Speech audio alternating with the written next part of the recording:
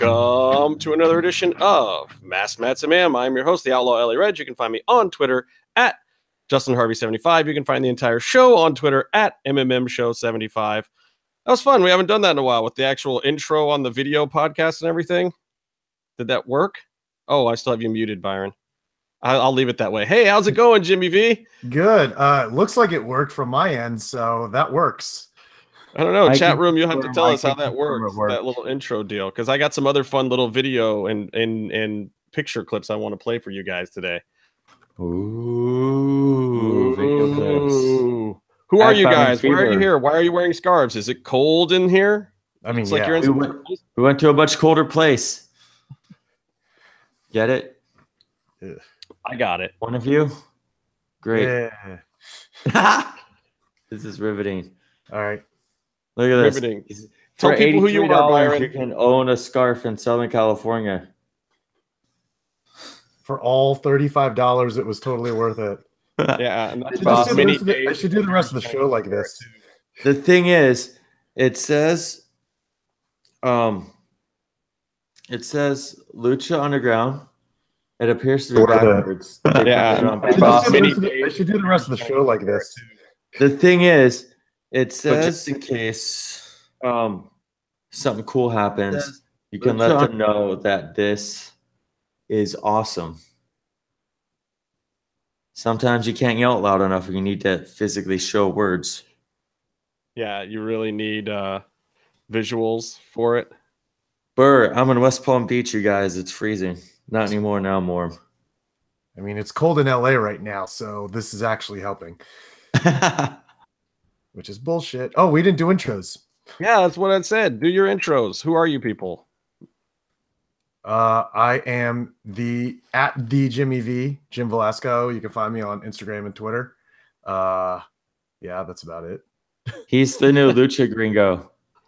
Every time he's on, I'm not, and vice versa. I mean, it's not my choice. It just happens that way. It's not intentional either. It's not. People think that like you sub in for him. It's not it at all. It's like, it's just, I don't think your schedules match. You might in fact be the same person because you're never occupying the same space at the same time.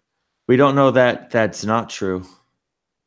That they're not the same person. They might be. Yeah. It's possible. Another comment in the chat room was you can find me at Byron Fever at all social medias. I'm sure the chat room was putting you over. That's exactly what was going on. I'm positive of that. People got super pumped. Paul Cross said intro was great. Thank you, Paul. That's very nice of you to say. I think he meant the show's intro, not yours, Byron. I think he was referring to mine. Alberto Muerto said he's ready like Teddy. And I was like, wait. Explain to me what that means. Say the name again. Say the name again. I was going to call him out on that too. What, saying words that I can read? Alberto. No, last name. Oh God, it's a good thing I'm gonna read this Mass Republic drop and not you, because I don't know what you would do with this. You would probably completely. I know why you guys are here. I know you guys want to talk about the Ice Temple. I know you guys want to talk about Lucha Underground Season 4. You might even want to talk about Ronda Rousey and some of the WrestleMania stuff that's going on out there. Maybe a little bit of New Japan. But before we do that, let's just briefly mention over at Republic, because we like to do drops for our friends every now and then. And Mass Republic is, of course, presenting Expo Lucha. If you haven't heard of it, you probably don't listen to shows like this very often, because I'm pretty sure everyone in the Lucha Libre world of any kind has been talking about it. It's in Las Vegas. It's August 31st through September 1st. And the big news this week is they've announced a new venue, which is a hell of a lot closer to the Strip, which is awesome for all of you people who want to go to Sapphire or just want to gamble and hit the Strip and do other things like that.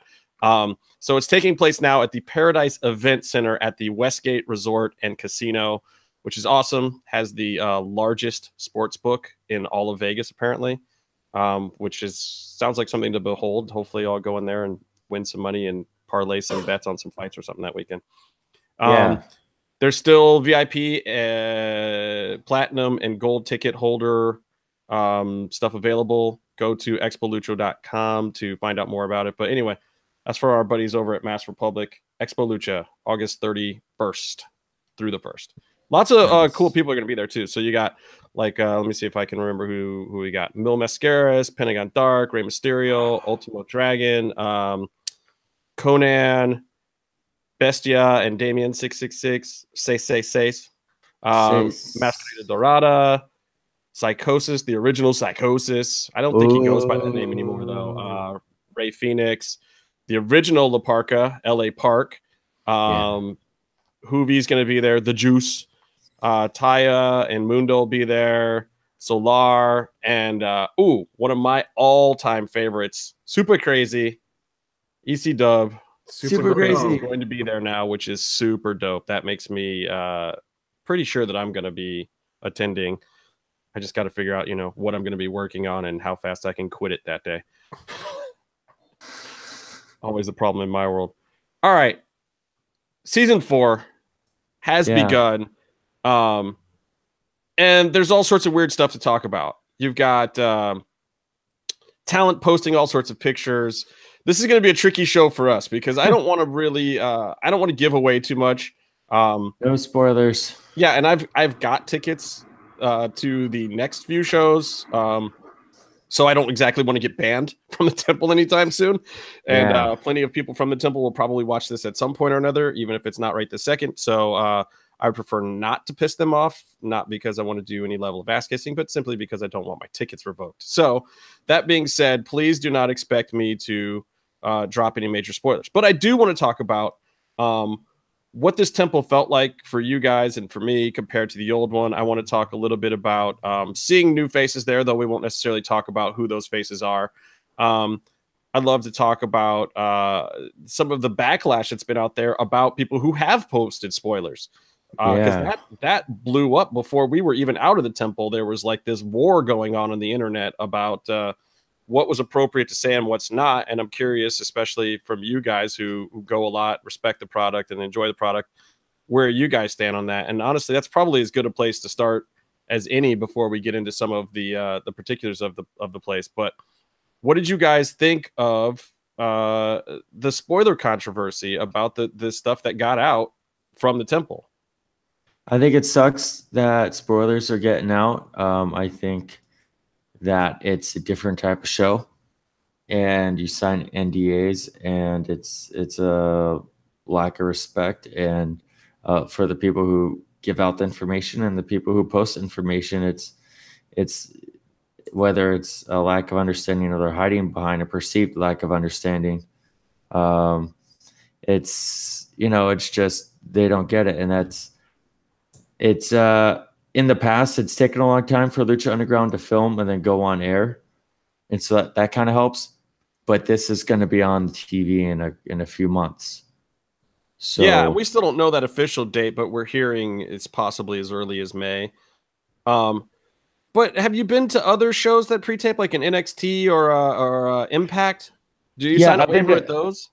I've been to NXT.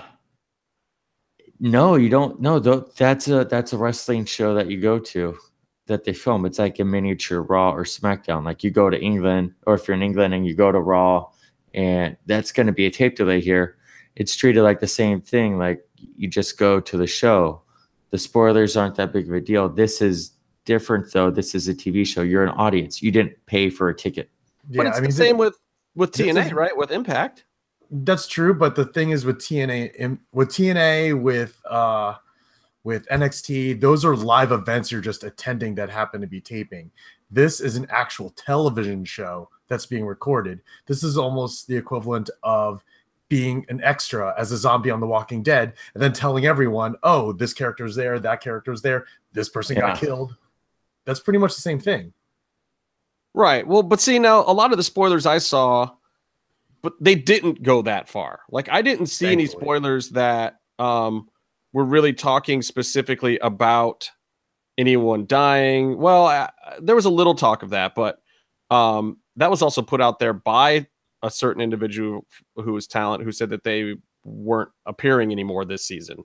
and you can go out there and find that information for yourselves. I'm gonna look that up right now. But I can also tell you from seeing the stuff that happened there this weekend, you can't tell that. You cannot tell who is dying from just what happens in the ring. None of us will have a clue until we see those vignettes. Yeah, it's interesting because we all had preconceived notions and ideas of how we think business was going to be handled. And then you watch the stuff and then you still don't really know. No, you don't. And it's like, we know that there's some guys that have grumbled that maybe wanted out, that probably are finding their way out, that were asked to come back in and let Lucha Underground find a way to get them out. And we may have seen some of those things, but I honestly could not tell you concretely if we saw any of those things. And that's not BS. I mean, there's things that could have been something like that, but there's no way to know without the connecting backstage pieces and without knowing for sure that they're even going to use those elements. That's true. Yeah. And I think the best thing I guess you can say we can take away from all this is that the biggest thing from the spoilers is just who appeared, which a lot of the talent were doing themselves. Okay, all over social media. That brings me to my next question. Is that a spoiler? We knew a lot of these people were not booked other places. The writing was kind of on the wall that, like, yeah, they're going to be at Lucha Underground. Then, you see 5 talent down at the IHOP eating breakfast together, and 2 of them have never been in Lucha Underground before, and they're there in warm-up clothes. Like, I wonder where they're going to be this weekend. Yeah, but that's reading really into it and figuring it out. What's that, Byron? That's reading into it. That's figuring things out. That's that's going fishing for that sort of thing. I think the casual fan who's watching on TV or peruses the internet isn't going to try to dissect it that much. Okay, but we've also got talent posting some locker room photos of some of these people who have returned.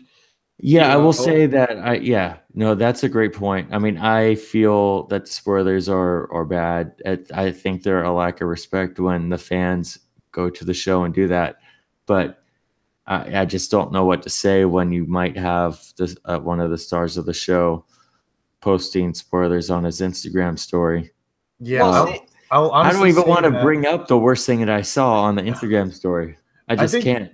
I think I know what it is too. It was probably had to do something with something that was during the actual taping. But I think the one thing that bothered me was that I saw these posts and I was already going to one of the tapings and stuff got spoiled for me. And it was kind of unavoidable because I was just going through social media and it popped up as a picture. It's like, well, I know that person's there now. But does that really blow it for you guys? I mean, to me, that's not the same. It's not the same as match-by-match results. It's not the same as knowing storylines. It's not the same as knowing a character gets killed off. It's not, but I think that if I didn't know that person or persons were going to be there, I probably would have just marked out in like live in person, like, oh, holy shit, this person's there now. I mean, maybe it's different for me because I had heard rumors of most of these people that did show up, that they would probably show up or that they were possibly coming. So, but it didn't stop me from popping when I actually saw them, especially one of them that I got, actually 2 of them, I would say, got a huge pop from me just because it was like, I don't care if I knew that you might be here. Seeing how they showed up and what they were doing was still super exciting. And just to see them walk into the temple, I thought was great. Yeah. There's at least one talent, however, I think that they could have probably done without, but we'll talk about that when it airs. Yeah, we had this discussion. We had this discussion offline, and I have a tendency to agree. Or if they at least gave him some sort of a gimmick change, won't even get into that. Yeah, that's one of the things. It's like I feel like people coming in should get some gimmicks, and maybe there needs to be some more hoods coming in, some more masks, and we'll talk about that in a minute too, because I definitely want to talk about Lucha what Block, the new temple feels like. So for people who haven't seen this joint, it's pretty much meant to look like the original temple. It's right? Yeah. They used a little bit more blue paint. The middle rope is yellow. And the ropes are blue and yellow. It's very old weird. School WCW-ish. Yeah, Saturday night taping. Yeah. I like the look of the new temple. It has a very familiar feel, but yet feels different. There are definitely a lot of changes. Some of you have probably seen that article from Uprocks with some of the preview images. It is very similar, but like I said, very different. They changed up the flooring. They changed up the bleachers, which bleachers I think is the biggest part. But yeah, for example, like when you used to watch a show, the high spot area used to be at least 4 rows on both sides of the floor. Now it's down to 2 on one side and 1 on the other. It also feels a lot smaller, but I also feel that makes it a lot more intimate. I'm gonna put up the seating map here too, so people can kind of get an idea of what we're talking about. It's interesting. The bleachers. I was hoping after or in between seasons that when they made a new temple, if they were going to, that they would add another whole bleacher section. And now it's the opposite. So this section right here that I'm kind of circling this area in here. That's the bleachers. Yeah. That's about 1/3. And it used to be over here too, but now you've got announce here. And this is off the side, and these are the steps here. So these guys are on the floor, and these guys are raised up in the bleachers. Yeah. Those people opposite of the bleachers, where there used to be bleachers, I feel that kind of sucks for them because now they have the stairwell like in between, and it's completely blocking the one side for them. Yeah, I don't know. It's still a pretty good view. Plus, you get Vamp and whatnot there, and then this is the office over here now, so they get all the office action. Whereas we used to get that over here on this side of the bleachers. Casey used to sit in these seats on purpose because he wanted to be right by Dario's office. But now the office is kind of over here, so you get a lot of the action, which is good because if you got cameras on Vamp and Stryker over here anyway, you can easily just shift that camera back to film whoever's coming in and out of the office or whatever action's going on there. It's kind of cool. I mean, the other thing I find interesting is this over here on this side, the other entrance, which used to be kind of the heel entrance, is not dead center anymore. Nope. It's kind of off to the side. So if people are doing big running spots out of the ring, they kind of have to cheat to this side now and go over the rope here. Yeah, actually, as you bring that up, Justin, if you can just highlight the area of where my group was sitting. I'd be in here. Yeah, pretty much there. Yeah. And we were the first 4 seats in the first row towards the ramp or the entranceway. I will tell you that I've sat there before in the old temple. I have never had to get up and move so many times within a taping as I have this past Saturday. Yeah, that's where all the action is now, kind of. Well, I don't know if I'd say all the action. There's a lot that goes on over here. Yeah. These are kind of a bench seat area here, and then this is kind of like VIP up this way. These people are all sitting behind Vamp and Stryker, so there's a lot that goes on there. This is kind of this is raised seating because below there is Melissa, right? No, this is the floor seating beside the hard camera. Floor seating, yeah. This is hard camera. They got rid of those gorilla back here. Gorilla's back here where wheelchair is. Then this is raised, and these are all raised. Yeah. Actually, that's not raised where the colored seats are. That's actually floor as well. I don't know if you remember, but certain things happen in that area. Oh, yeah, that is floor on the other side of there now. Yeah, it's actually kind of cool because they have, stuff happens over there now. I will say that in previous seasons, whether it be talent or staff, someone would kind of warn you that something was going to happen, or they'd give you some sort of sign that okay, it's coming. Now it's kind of like every person for themselves. So if you see talent near you, just get ready to get up and move. I thankfully, with watching the show enough, I know when certain spots are going to happen. So I was able to go like, all right, get up, move to my group. You were definitely in the hot seat on Sunday. Yeah, that area, because it's not centered anymore, and because that area is so much smaller, it's nowhere near, I don't want to say not safe, but it's nowhere near as protected as that area used to be in the old temple. So it's a lot of dodging. It's a lot of I like to think too that when the talent sees the familiar faces of Lucha Click and believers that they know, they're just going to go for it a little bit faster. You know, we had some interesting stuff happen to us in the bleachers the first night, and you know, I had some talent a little more up in my face than probably in previous years, but pretty sure they knew who I was. So it's like, oh yeah, we can bust this guy up a little bit. You might see one of them on TV. Yeah, I think I had the same thing pretty much happen to me where my girlfriend and I had a certain talent using us to get up, and then all of a sudden he just kept hanging out on my legs, kind of. I don't know how to make this. I don't know how to explain this without making it sound weird. It's totally cool. It's totally cool, man. Whatever whatever you want to do. Yeah.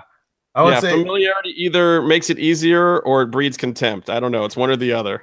Well, it's just also no matter what they're messing with you.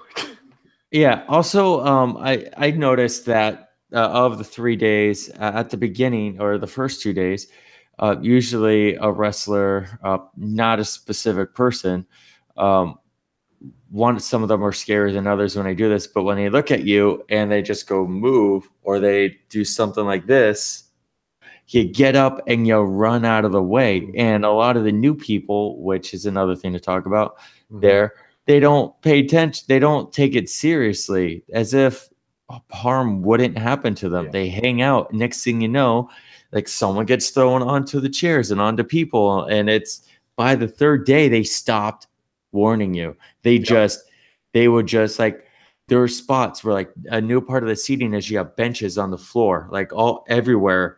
Like all the race seating has a bench on the floor in front of it. And if you're there, you just have to move at any point. Like there were times when someone, like there's two wrestlers and they're in front of you and one of them grabs the other one and then just throws them at you. And you had the hope, luckily the people on the floor knew what happened and no one got hurt. Yeah, but that's great. I mean, it really makes it a more, visceral experience. You're really in the experience. I know, it's awesome. I personally love it. Especially when like some of the wrestlers who aren't the tiny luchadors are the ones getting thrown at you. That's when it really gets a little hairy. Yeah. There are points, and I'm sure I know you two noticed. There are points where there's so many things happening in front of me. I'm like, I don't know where to go. I don't know what to do because number one, I don't want to get hurt. I don't want any of my crew getting hurt. And number two, I also don't want to mess up any spots for any of the talent. Like, I don't know if I'll be standing somewhere where someone is supposed to be landing or anything like that. So it's kind of a weird situation, but at the same time, it kind of makes it fun. Well, I heard you got hurt. I heard it actually gets a little too close to you. You have to sell. Yes. You're in the temple and you get bumped into. Sell, damn it. Yeah. I will say that everything within the temple is kayfabe. So I won't say exactly what happened, but at some point during Saturday's tapings, stuff fell out of the ring and I basically more or less got landed on in some way. And you know what I did? I sold that. I told everyone I was okay, but I'm still selling. Basically it came down on my leg and I was like selling, my shin. Did you hold the fist up when you're on the ground? No, Marty came up, he ran up to me and just held my hand and I squeezed and that was good. But yeah, like I did a good job selling, and it's funny because Vic is literally on the other side of my row, and he and I are both selling stuff, like physically, and like selling all the surprises. I feel like we were doing just as much as certain talent as far as trying to sell stuff. So well, yeah, I mean, and look, there's a lot of Rudos at the temple that I absolutely love, but I'm still booing them and cheering the baby faces, you know what I mean? Unless it's a Rudo versus Rudo kind of match, which is another great thing about the temple because that can happen and they don't have to worry about it like WWE does when two bad guys get after each other. So wait, Rebecca said she was kind of scared and she was in her wheelchair there. Good gracious. Where'd they have you, Rebecca? Do you know where you were at? Is that like the Paul Crosses? He had great seats. Where were you, Paul? I think the wheelchair area is in is that it floor section that basically people got thrown into the other day. yeah, by where like there's one of the ladders. By Gorilla. Oh, gotcha. Back over there by Gorilla, yeah. That could be a dicey spot over there too. Yeah. I mean, honestly, because of the intimacy of the temple, anything on the floor is dicey. Which is great. I love this. I love this about this temple. I feel like that aspect of being close to the ring and being part of the show because of the new setup is maybe a little bit better. Mm-hmm. And it feels to me like this temple is smaller. DJ says it's really close to the same size, but I feel like it's a good 60 to 80 people less, at least. It's hard to tell though. The one thing I did like, in addition to it, I don't know if you were going to mention, but the entranceway by the stairs now looks a little bit more like an entranceway, which I thought was pretty cool. It looks like they're coming out of a freezer, hence the ice. Yeah. And but it's a really shitty door system that they have. Yeah, which I don't know if they had that problem any other days, but definitely when I was there Saturday, at some point they did have problems with the doors. There was problems with the doors throughout the weekend. I don't really want to get into it, but it seemed like the doors were not working at the most inopportune time. Well, I mean, that's just, but I feel like that's just the growing pains of a brand new set. You try something out 3 times, it works great. And then when all of a sudden in the course of a day, 30 or 40 wrestlers go through them, it doesn't work as great anymore. Paul, I think, Paul, you're saying you were in section C. Let me see if I can bring this map up again. Yeah, so it'd be like on the bottom. I do like to. I think I was in section the entrance. Huh? So this was section C over here. Yeah, C was the corner VIP where we were. Yeah, this is all right down here. This is all at C as well. C. Oh no, this is B. This is B. Because I could just check my wristbands. I think Paul was in here. This is section. I think I saved my wristbands to get in this weekend. So let me do this. So this is okay. This is A. This is section B. This is section C over here. But this is on the floor. The first row. Yeah. The first row is actually bench seats on the floor, and then this up here is all the VIP section. Then this, where we still have it highlighted over here, was on the floor, Jimmy's area. Then this is raised, section D. So I'm going to assume that this is... That's E, I'm assuming. E, F, G, H, and I? Actually, no. I think... it only goes up to H. I think D... both is that entire... Yeah, both those areas, because the other part is the floor. And then this is on the... Okay, so there's just an aisle here of stairs. So then on this floor here is probably E. Then you probably got F over here next to hard camera, which is all on the floor. This is not raised. Right. Then G is behind. I think that's all G. Yeah. This is all G here. I think. Oh, no. That is H. That is H. That small. I think this is H because there was an H. Yeah. And then standing room. Up around. Now, this is kind of a new thing, too. There is not a walkway like before. There is... Scaffolding is the standing room area. It looks very secure. It doesn't look sketchy or anything, but it goes all the way around the temple. The band is up here in this pink area is the band. So they have railing here, a scaffolding area built specifically for the band now behind the announcers and on top of the office. So hopefully that means no one will fall through the band into the office, or maybe they will. Who knows? Then up here is where you have more believers standing on the railing. This is the talent entrance, just like before. Then you have, well, not just like before, because the talent actually can come out of this.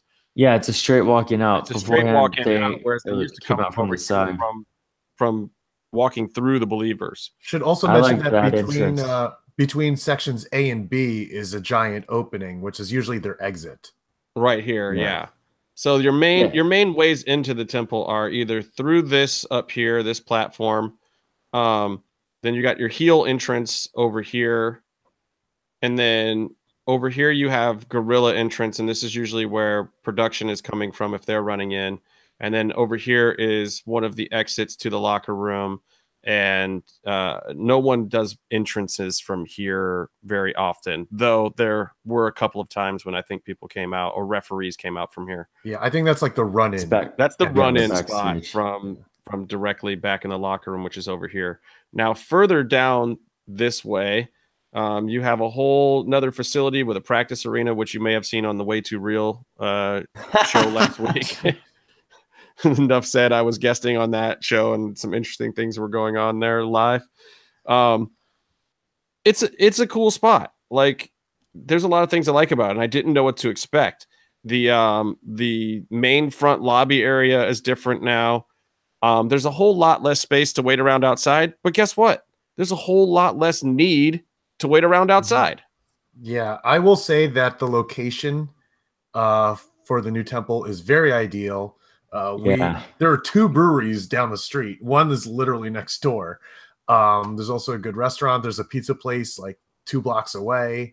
And actually around the corner, maybe about 3 blocks away, is Patty's Pub from It's Always Sunny in Philadelphia. Which is awesome. Yeah. And there's a McDonald's that serves all the finest McCafe beverages. Oh. Yeah, shout out to McDonald's for tweeting Justin and I about Shamrock Shakes. Yeah. So, and since tomorrow is my birthday, just check my sources. It looks like it's my birthday tomorrow. My birthday. It'll be my birthday. It'll be my birthday in about 54 minutes. Nope, that's mine. It's mine. Every year. We're not going to get into this, Byron. I think clearly, since I'm the one that's going to be at the temple representing us, that I just have automatically won it this year. Well, I mean, you definitely have fewer left than me by a margin, but I still think that this one is a good birthday and it should be mine because I've earned it. You think that, but I look 4 or 5 years younger than you. Yeah, no, it'll be really great. You know, they won't have to do that much work. You know what I mean? To make you presentable. Yeah. I know. I'll be there and I'll be able to say, oh, they did a good job. They look young, happy, and at peace. By the way, yeah. So going back to that whole waiting area. No, you're good. Yeah, I love how we don't have to wait in line anymore. It's amazing. For all the people who may be knocking the whole Eventbrite system, how, you know, it does suck that some regulars can't get in, but this Eventbrite system is amazing because it literally saves me hours now when I go to tapings. I don't have to show up super early in the morning. I don't have to just stand in the same spot in line if I happen to be going to a taping by myself. Everything's already secured for me. I'm good. We were able to just grab like lunch and have some beers because we checked in. We're good. Go get some food and drinks. Come back when they're about to fill the arena. Perfect. And also, like, if you're going to be there, you could still hang out inside too. Yeah. Yeah, like you can hang out inside. You can go check out some merch. You can go to the taco truck, which is back. Merch. It's pretty convenient. And here, let me see if I can. I got a couple pictures here. Let me see if this. We had some fun. Actually do this. It was really cool to see a bunch of old friends. And a lot of familiar faces. Yeah, which is cool. I don't know if you can see that or not, but just using the regular picture preview thing. But yeah, so I mean that's kind of the outside area, and that's pretty much it. That's the biggest line of people outside that there was the entire weekend, right there. That was day one when people showed up early, and the line never got that big again because everyone realized pretty quickly that you didn't have to. Yeah, you check in, you buy your merch, then you go down the street and have a beer and eat some food. What's up, hey, Kevin? Look, there's Kevin Flynn representing what? That guy's the best. We did not ask Kevin to wear a shirt. These shirts weren't even cleared, and Kevin wore it to the temple, and we got it cleared that day before he came in. Thank God. But Kevin's the man rocking the MMM show shirt. This is me and Byron the first day down at the Iron Triangle. Yeah, what up? Check the group on y'all. I already bought mine. I bought mine for Saturday. Yeah, you can just go and have a couple of beers. There's a good Groupon out there for it. What was the name of this place again? That was a Little Bear. Little Bear. That's right down the street too. Well, what did you guys eat? What did I eat? We had the short rib Benedict. Short rib Benedict. That was awesome. Short rib Benedict was off the hook. It was delicious. And take note. Jimmy's lady friend is wearing a lovely T-shirt. Best dressed person at this table. That's the rule. If you bring a +1, she has to wear an MMM show shirt. I'll remember that for Saturday. Yeah. I mean, so look in that. Like, when have we ever had enough time to have that kind of fun before taping even starts? I mean, normally you're sweating it. You're in the line. You're elbowing people. People are cutting you. You're getting angry. There's about to be fist fights. And it's all aggro, and then there's like, different clubs and cliques, and everybody like all kind of whatever, but not anymore, man. There's no reason for it. You got your spot, you got your seat, you got your ticket. You're there for a reason. Everybody's having a good time. Everybody seems to be a lot more friendly. Even people that I had run-ins in the past with that I felt had, cut in line or done some shadiness. I wasn't even mad at them. I didn't even care. I'm like, it's whatever. Great. I got my seat. I know where I'm sitting. It's amazing how when you shrink the dosage of exposure to people, how much you like them again, or don't mind them. That's just true. You don't have to stand in line next to them at 8 a.m. and then come back and stand in line next to them in the blistering heat for another 5 hours. Yeah, I mean, it's hard to really like much of anyone when you're doing that too. I mean. I didn't mind certain people being in line, waiting in line all day because they would walk me to the trunk of my car, then give me whiskey. Right, and then there's Casey. Yeah. Oh, speaking of lines and Casey, I really wish he was here tonight. Yeah. So, if you are a consistent watcher of the show, you will know that once upon a time, Matt Stryker appeared on this program, and there was a challenge issued for the championship of the Lucha Underground line version of the wrestler name game. Casey had every rightful claim as the champion of said aforementioned game. And that was also because Matt Stryker had never come out to the line and played with us. So Matt graciously accepted, said that as soon as Lucha Underground came back, he would be more than happy to challenge Casey for that championship. And sure enough, 2 hours before people were being let into their seats, Stryker came right out, right amongst the people, not on some fence line, not hiding behind security or anything, came right on out and said, "Where's Casey? Let's do this thing. I'm here for the challenge." And sadly, Casey could not be there this weekend. So our friend Matt sent him a little message that I'm going to try to play for you guys now. See if this works. It was entertaining.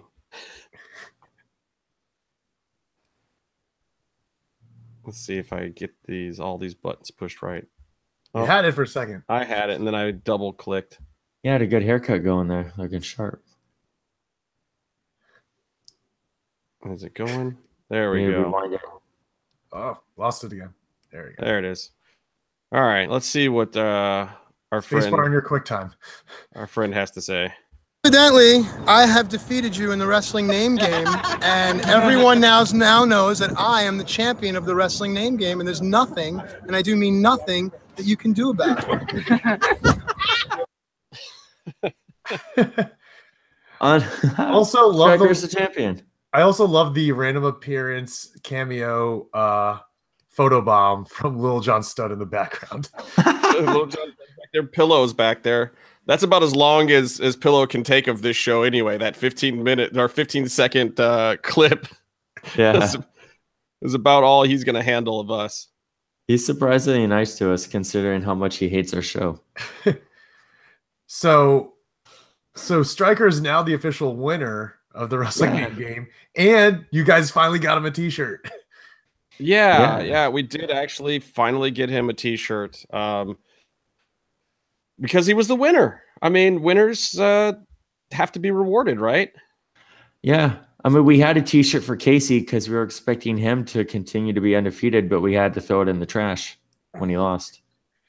Well, it's a shame. It's because it's really the only way Casey's going to get t-shirts because he's never going to buy one. No, he's really cheap. You could always buy one for him, Byron. I almost did. I was at the merch booth and I was like, I should get some for Casey. And you looked at me and you said, you spend money on Casey? And I came to my senses and I did not spend money on Casey. I did bring a hat, not one of these, but I brought the old school red hat back to work for Mr. Wes Kane at Vanilla Ice Project because he was not able to make the trip out to California for the show. Ooh, segue. Oh, what? Yeah, let me. So here is. If I can figure out how to drive this crazy computer here, I'm trying all sorts of new things today. Where is it? Is this it? Yeah, Matt Stryker's Twitter, where he has officially received the shirt. Yeah. So. Where is that on my computer now? Man, it's hard to drive with all these things on my little computer. So yeah, look what mysteriously showed up in my office. And then I think I replied to him at some point. I don't know. I replied to him that he deserved it because he's the champion. Yeah. Oh, Kristen Wiig is trending. Kristen Wiig is going to be the bad guy in the next Wonder Woman movie. You heard it here first. Officially announced right there. The current reigning and defending line champion of Lucha Underground wrestler name game was due his reward. And there it is. So Stryker's got his shirt. We'll see if he ever wears it. Be awesome if he wore it on TV. If you want Stryker to wear the MMM show shirt for a Lucha Underground taping, it is cleared. It is cleared logo. So everyone harass him to wear the shirt on the show. And he has to keep it around for continuity. Yes. We're at every episode. Which is even better. It'd be great if it was one of those episodes where they only filmed one match one day and one, like they used to when they were doing the 2.5 episodes per day. But then he has to keep changing back into it all sweaty and nasty. Hey guys, we have one ticket for Friday night Lucha Underground this week in the highly coveted Believers Bleachers section. I believe row 3 or 4. If you are in the chat room right now and you want it, make your love be known or tell us how we should disseminate this ticket amongst the believers. But if anyone who's currently in the chat room right now needs a ticket, speak up. And if not, tell us how you think we should go about getting this ticket out to somebody who deserves to have it. Fairly. And Mallory, Rebecca, Andre, Paul, all you guys that are in there right now, Paula, Racist Fan Rocks 4, Zero, Alberto, of course, Race Fan. You guys rock. Thank you so much for wishing me a happy birthday. To all the ones that wished Byron a happy birthday, go straight to hell in a hot, fiery handbasket. Wow, you must hate everyone in the world who's nice to me. Because you're not worth it. You're a dick. Everyone likes me more than you, and I understand your sentiment and why you have a hard time coping with that. I also understand why everyone would like me more than you and wish me. They're all DMing me happy birthday, and they're doing that so you don't accidentally think they wished you a happy birthday. Wait. By all DMing me, is this like last year where you used all of your multiple accounts to send yourself well wishes and happy birthday? Sorry, I gotta respond. I gotta respond to more happy birthday DMs. Retweets. You're responding to yourself, Byron. Thank you. Dear person I don't know, thank you for wishing me happy birthday. Stop having 24 accounts. It's really sad and pathetic. Okay, so Jimmy wasn't there the first day. I want to talk about the little bit of the elephant in the room because it's not out there. There was a couple 3 hiccups the first day. And I want to address these not necessarily in a negative way, and I'm not shitting on the product at all.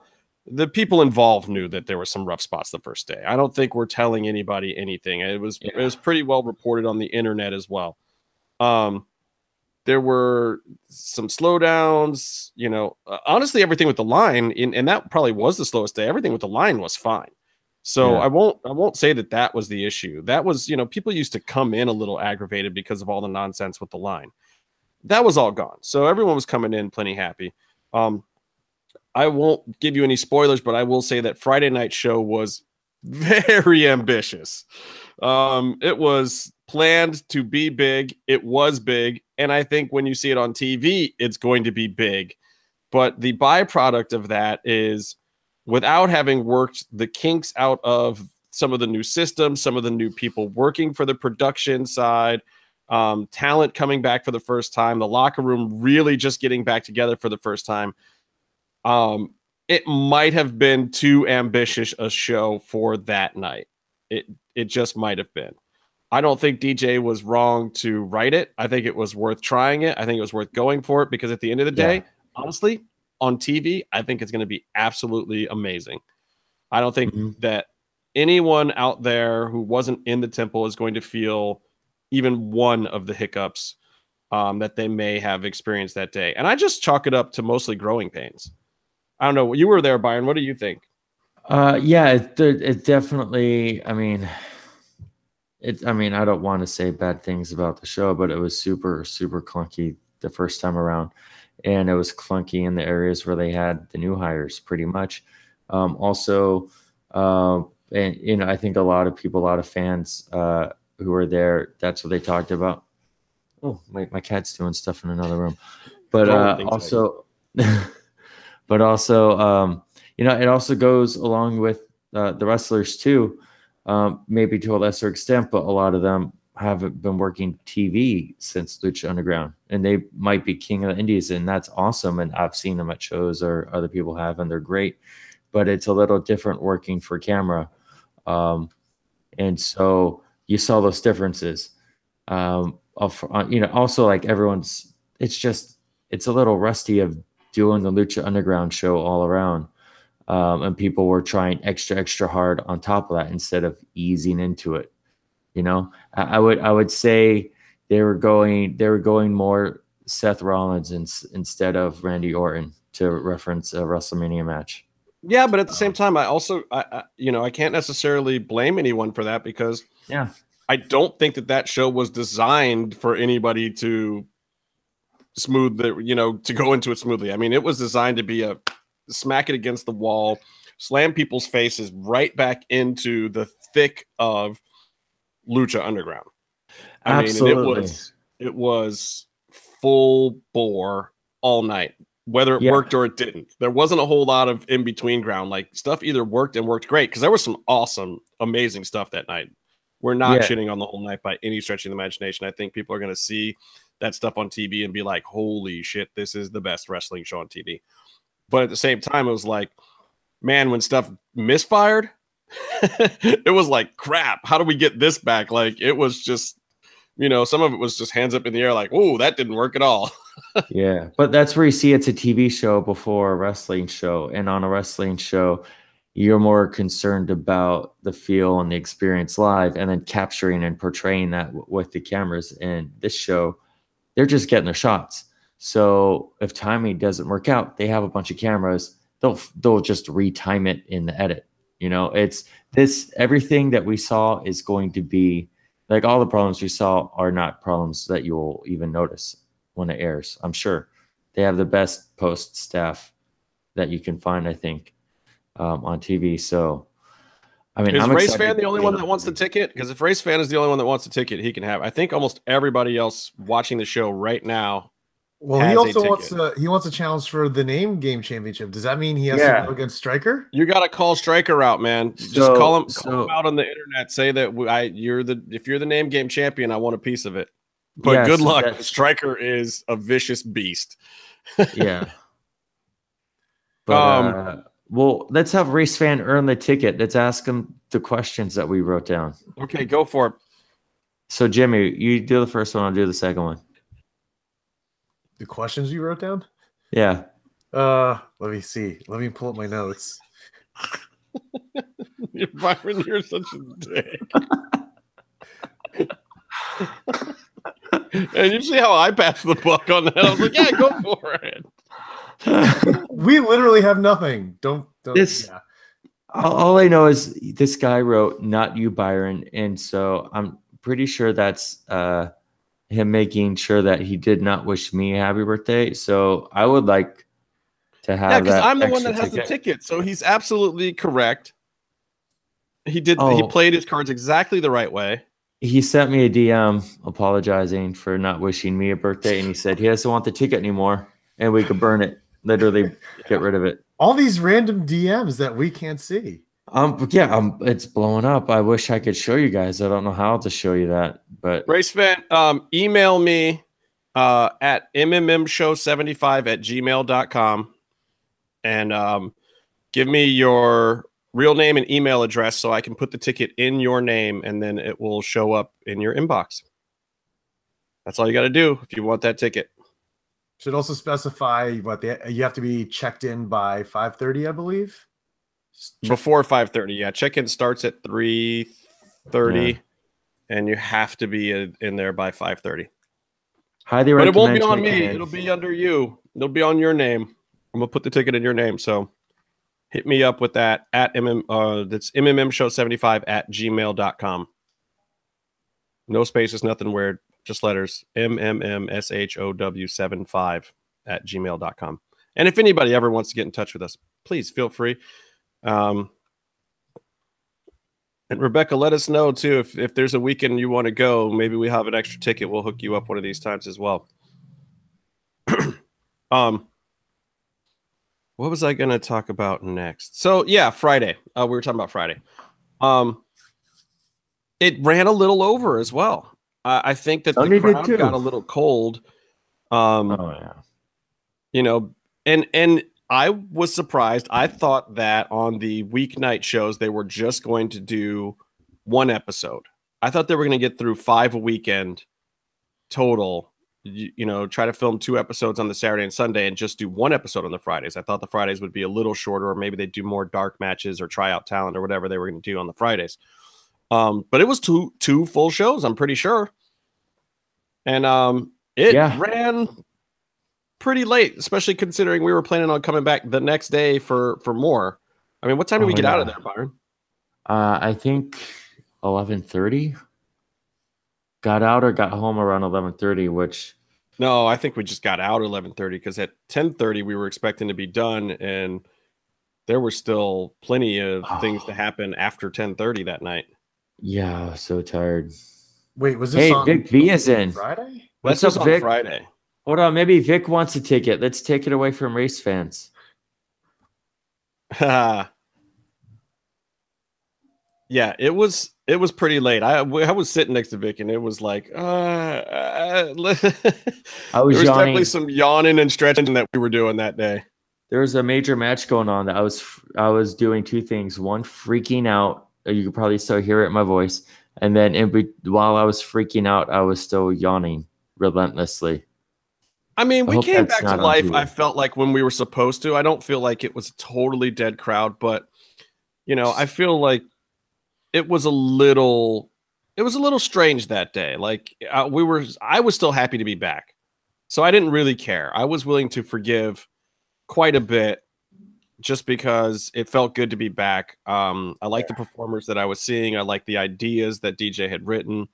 Even if, you know, even if there was some production hiccups or some things that slowed it down a little bit, I felt, for me, in the end, I felt like it was totally worth it. I heard from a few people that they weren't happy with it and, you know, wanted those things to be smoothed out. But I also think it might have been the best possible thing that could have happened this season, because I feel that everyone in the back, when that happened, it actually raised the bar. The same way sometimes putting on a great show can raise the bar. Putting on a show that had some hiccups and didn't go as smoothly as you wanted, I think lit a fire under everyone's ass to smooth it out with the quickness. Because I'm here to tell you, Saturday was a whole different world. Saturday to me And sadly, I wish Jimmy had been there for that one. But I thought was the smoothest of the 3 days. I thought it felt the most like the old temple. It felt the most like everything went exactly the way it should have gone. And not only that, but better. Saturday was a lot of fun. I mean, I wasn't there, but I felt like it felt like that way to me on Sunday. So Saturday was better than Sunday. Jimmy. Saturday was a little bit better than Sunday, and I'll get into that in a minute, but it was, I would say, I'd feel bad if I missed out on Saturday. You're such a dick. You are a heel. Well, it'll suck missing everything this Saturday. Such a rude. Come on, that's mean. Yeah, but this Saturday is going to be the equivalent of a Sunday because it's the third show this week. Yeah, so it's still basically Sunday. I'm not going to be able to go back until the last taping, so that's really a shame for you. I am really bothered that especially with the no spoilers rule. So I'm not going to tell you anything about anything interesting that happens this week. That's fine. DJ runs his scripts by me anyway. He says I'm better at spelling than him. So good. I'm just kidding. He doesn't follow me on Twitter still. He doesn't follow you? You think he could have followed me after coming on the show, and I will talk to him, even though Casey won't talk to him. And even after, like, I don't know. I mean, you follow people when you're interested in what they might be saying that pertains to your interests in life, though, right? He was so I mean, it kind of makes sense that he doesn't follow you. What I said when I was like, I think I have a friend who's coming with me to the show Saturday, and I'm talking about a friend, not you, who tags along and steals my birthday. He was interested then. And he still didn't follow you even then? No. Look, at least he didn't block you. Like other talent that's probably coming now. I said he's bad at spelling, so can we talk about your friend that came? Yeah, let's do it. Can we? Is there an NDA for that? I mean, I feel like everyone spoiled that NDA if that were the case. Someone on Reddit posted that he showed up, and then someone else was like, "Thanks for the spoilers. I wanted to be surprised by audience shout-outs." A little bit too much, a little too far. So the Ice Temple got a little icy on Saturday when Vanilla Ice showed up for watching Lucha Underground. It was awesome. It was a lot of fun. Oh, we have pictures. They named the building was named after him. There's no other option. We had to get Vanilla Ice in the house. It was super rad. I don't think it's spoilers to say that he and Vampiro knew each other through ICP going way, way back. Like there's a genuine friendship there. And so they both are super stoked to see each other. And you know, it was really great. I know he and his whole group, his family was there. They had no idea what they were in for, and they left fans. Like they want to watch more. It's great. And he talks about it at work a lot. And there's Vinny and Rob. And Vinny got the best picture, mostly because I took it. Because you know about lighting. We did a little bit of lighting for Rob Vanilla Ice to talk to the social media team too. Byron and I were out there lighting it with our iPhones because it was right at dusk, and hopefully it came out okay. Oh God, I hope everything the guy did turned out okay. It was kind of an interesting little thing there. Rob, Mr. Vanilla Ice, got to meet a lot of the luchadors as well. Got to hang out in the locker room and say hi to some of the peeps. I'm sure everyone's seen the famous Taya and Johnny photo. But yeah, it was cool. It was actually really a good time. And hopefully there's Justin in the back, that piece of garbage. Yeah, you know what? I mean, this is to do a 3 count, Justin. This isn't really much of a spoiler, but at some point he went to kick Joey Ryan's lollipop out of the ring, and that shit nearly hit me. So fuck you, Justin. People ask, why do you talk shit and boo Justin, the referee? And 1, he has a dumb name, and 2, it's things like that. I mean, it all started from PWG when he fast counted Candice, but still, he's just validating it show after show. Speaking of the new seating around the bleachers, there we are. That was so cool. We all had such a fun time. But the bleachers seem to be further back from the ring, but everywhere else has a bench like right closer to the ring, like right close to the ring. So like when they kick out lollipops, they might hit Jimmy. Sometimes where you kick out other things as hard as you can outside the ring. I don't know if I could say what it is, but let's just say I'm thankful that Josh Pillow is one alive and has the fastest reflexes of all time. It was a good sell too. It was just like, I'm selling that I'm the coolest believer in this temple. Fuck you. He got his own chant. He did. Josh Pillow got a chant. I think he's been practicing that down at the Crash. I think he's been practicing dodging bottles of pee and whatnot down in Tijuana. I'd love to go to the Crash. I just wish someone would invite me to go and offer to help in every. You want everyone to go of the way. So, the thing I didn't mention about this picture, that I find the most interesting is, Byron, you see who's over there on the far right of this picture? Not the guy covering his face, the guy right behind him. Chavo. So I believe he got to speak with I believe Chavo got to speak with Rob longer than almost anybody. Really? Did you set that up? Because I thought that he had you blocked on Twitter, so I didn't think that you'd have a way to set that up. I respect Chavo and I like Chavo immensely, and I would have set that up. I saw Chavo trying to pitch a whole makeover show to Rob on Instagram when he was posting a picture.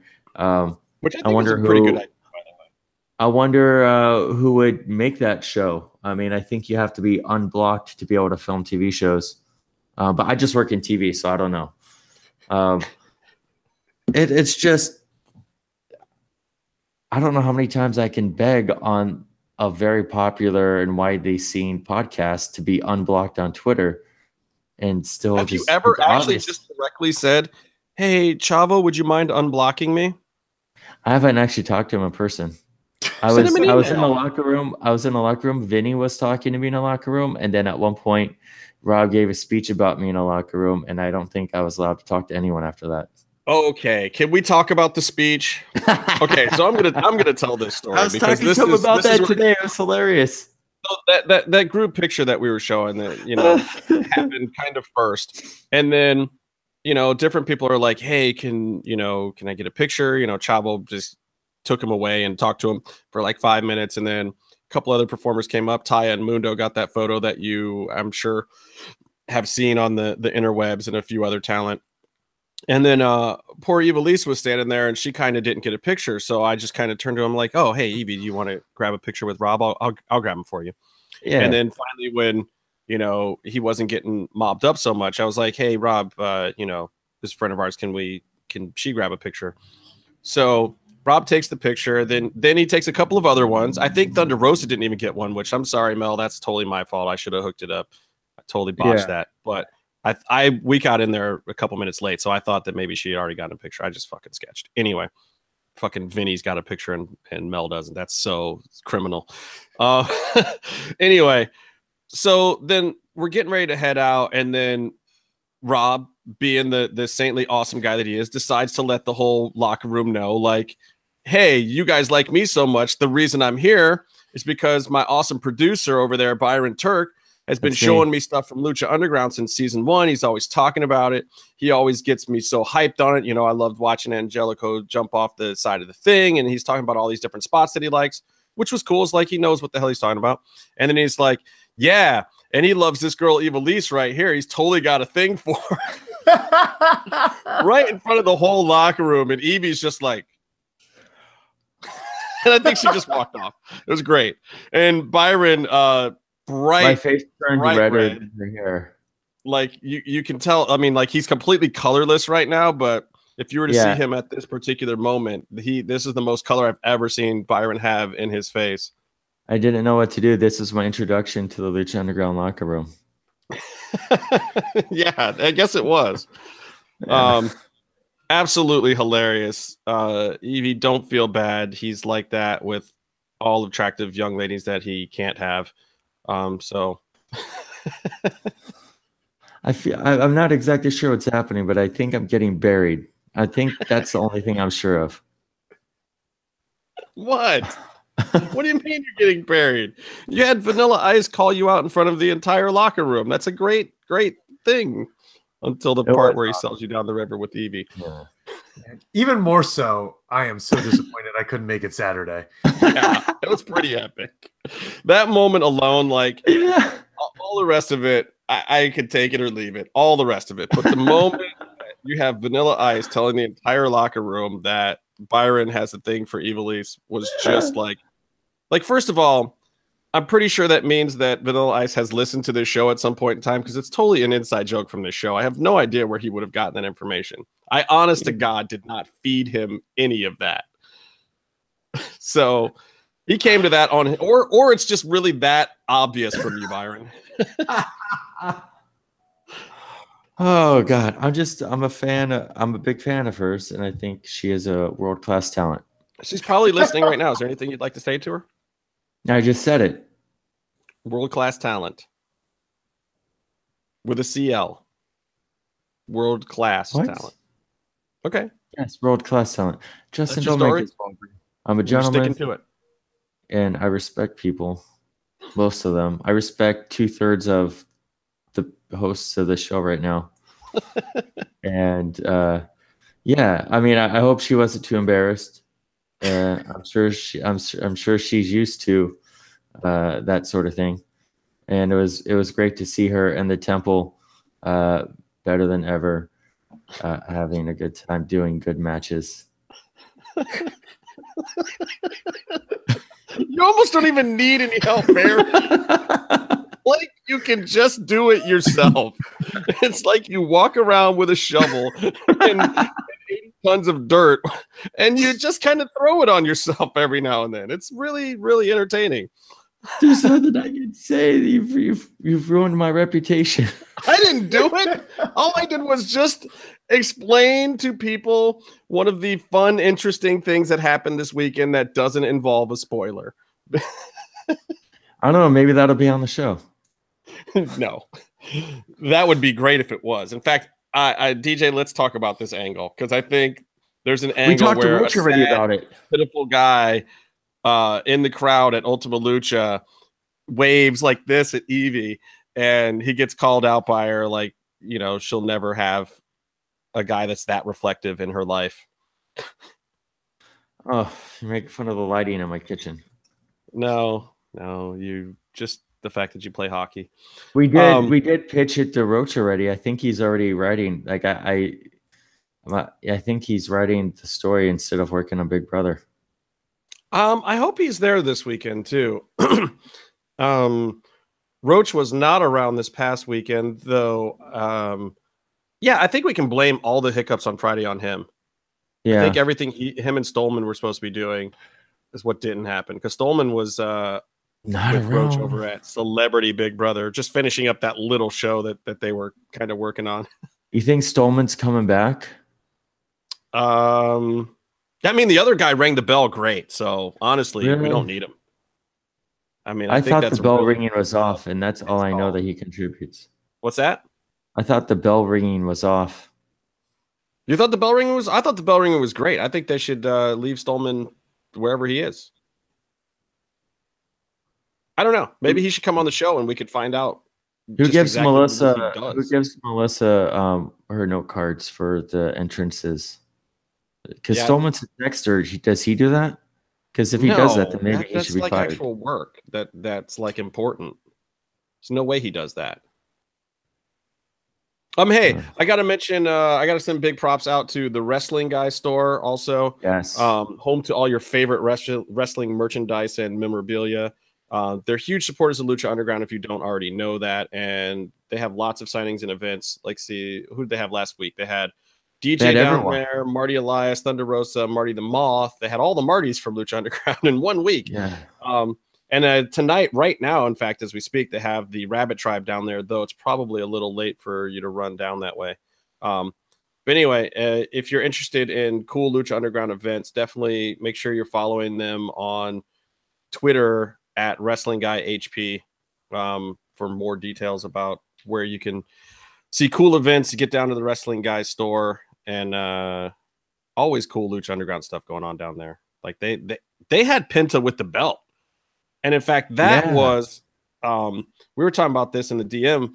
That I thought was one of the smartest moves that Lucha Underground has done. You know, us and everyone else always shits on them for how they position themselves out in the world, but that was smart. Dust the belt off, put it on his shoulder, let him call himself Pentagon Dark for a day, put him out there. I mean, that could have erased so many stupid rumors and things a long time ago. The second you see Pentagon out there with the Lucha Underground belt in the off season, everyone, I think, was instantly more at ease. Even though the season 4 announcement had already happened, I think that was the moment that everyone felt it was real to see Pentagon with his belt again. I wish they'd done it. I wish that had been the season 4 announcement, personally. I think that would have been a genius stroke. And I hope they do more stuff like that. I like that they're sending these guys out on appearances, even if it's just Wrestling Guys store every single time. Who cares? I wish that they would give me the belt, because I think it's cool and I want it. I thought you found a place that did good replicas. They were pretty affordably priced. What were they running? What? No, I didn't find a place that does replicas. I keep asking Top Rope Belts who make them. No, I mean, so you want one made. Well, it's a replica because it won't be the official one.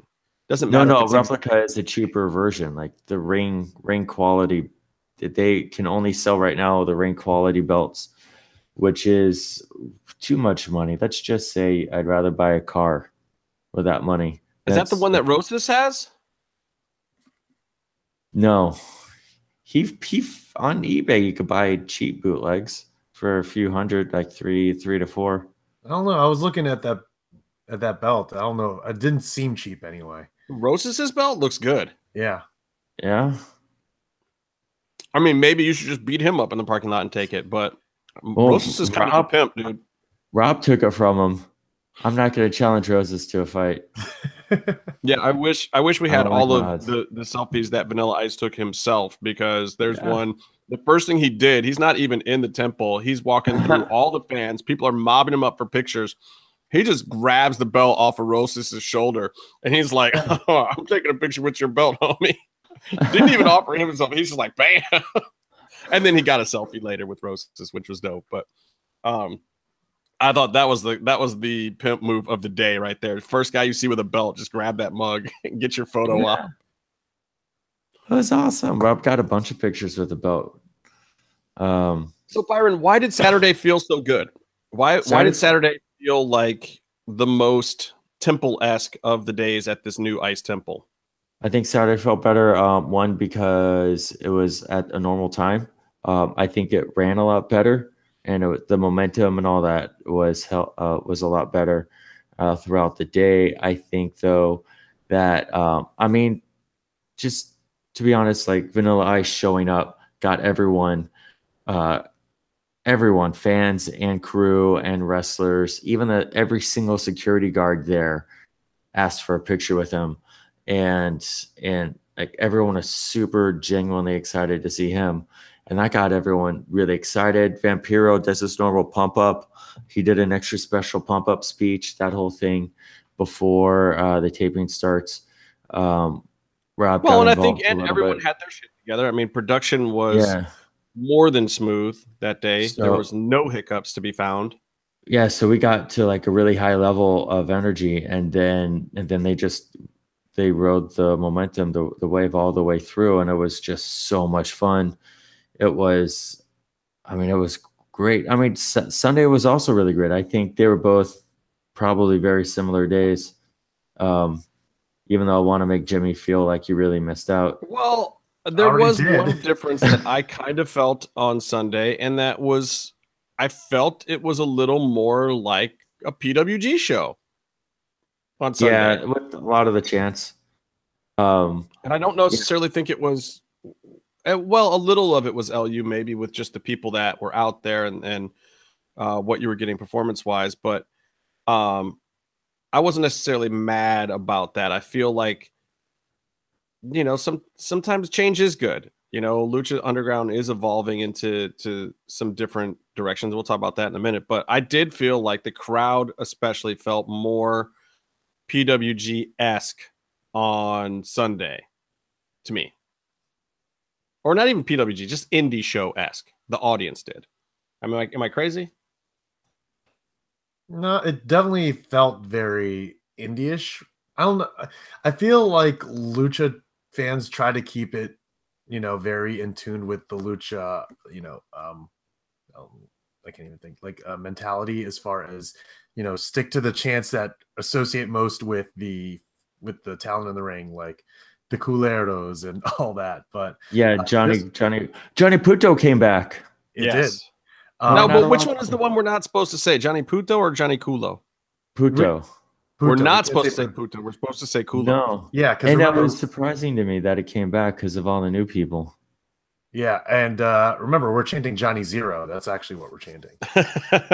Yeah. Actually, you know, the funny thing is, I feel like these days they'll probably just let it go. I mean, have you seen the Magicians on Sci-Fi Channel or Blood Drive? Good Lord, the things they're getting away with in the 10 p.m. slot on that network, holy crap. I mean, there's F-bombs all through the Magicians now. Right, yeah. But do you think that has to do with the fact that Lucha's not on at 10? It's on at 8? Yeah, you might be right programming. But they do have, you know, when they were doing From Dusk Till Dawn, they had a cleaned up version, an early version of the show that had all that stuff edited, and then they had a later version of the show that didn't. But I think its primary slot was 8 p.m. too. And I think everything after 8 p.m. El Rey was letting it go. And then everything before the primetime slots, they were cleaning up a little bit. Some networks are allowing the F-bomb now. Yeah, but still after 10 p.m. One of them? Yeah. I mean, Sci-Fi is clearly only doing it after 10 p.m. So, yeah, I don't know. But I have a feeling they will let that chant go. I mean, I feel like the performers are even kind of letting stuff fly a little bit more that will probably get used for the most part. You know, I don't see shit getting bleeped anytime soon. I do feel, certainly not. I do feel there was one chant on Sunday that'll probably get cut out in some way due to the song rights, as it were, for that chant. You think so?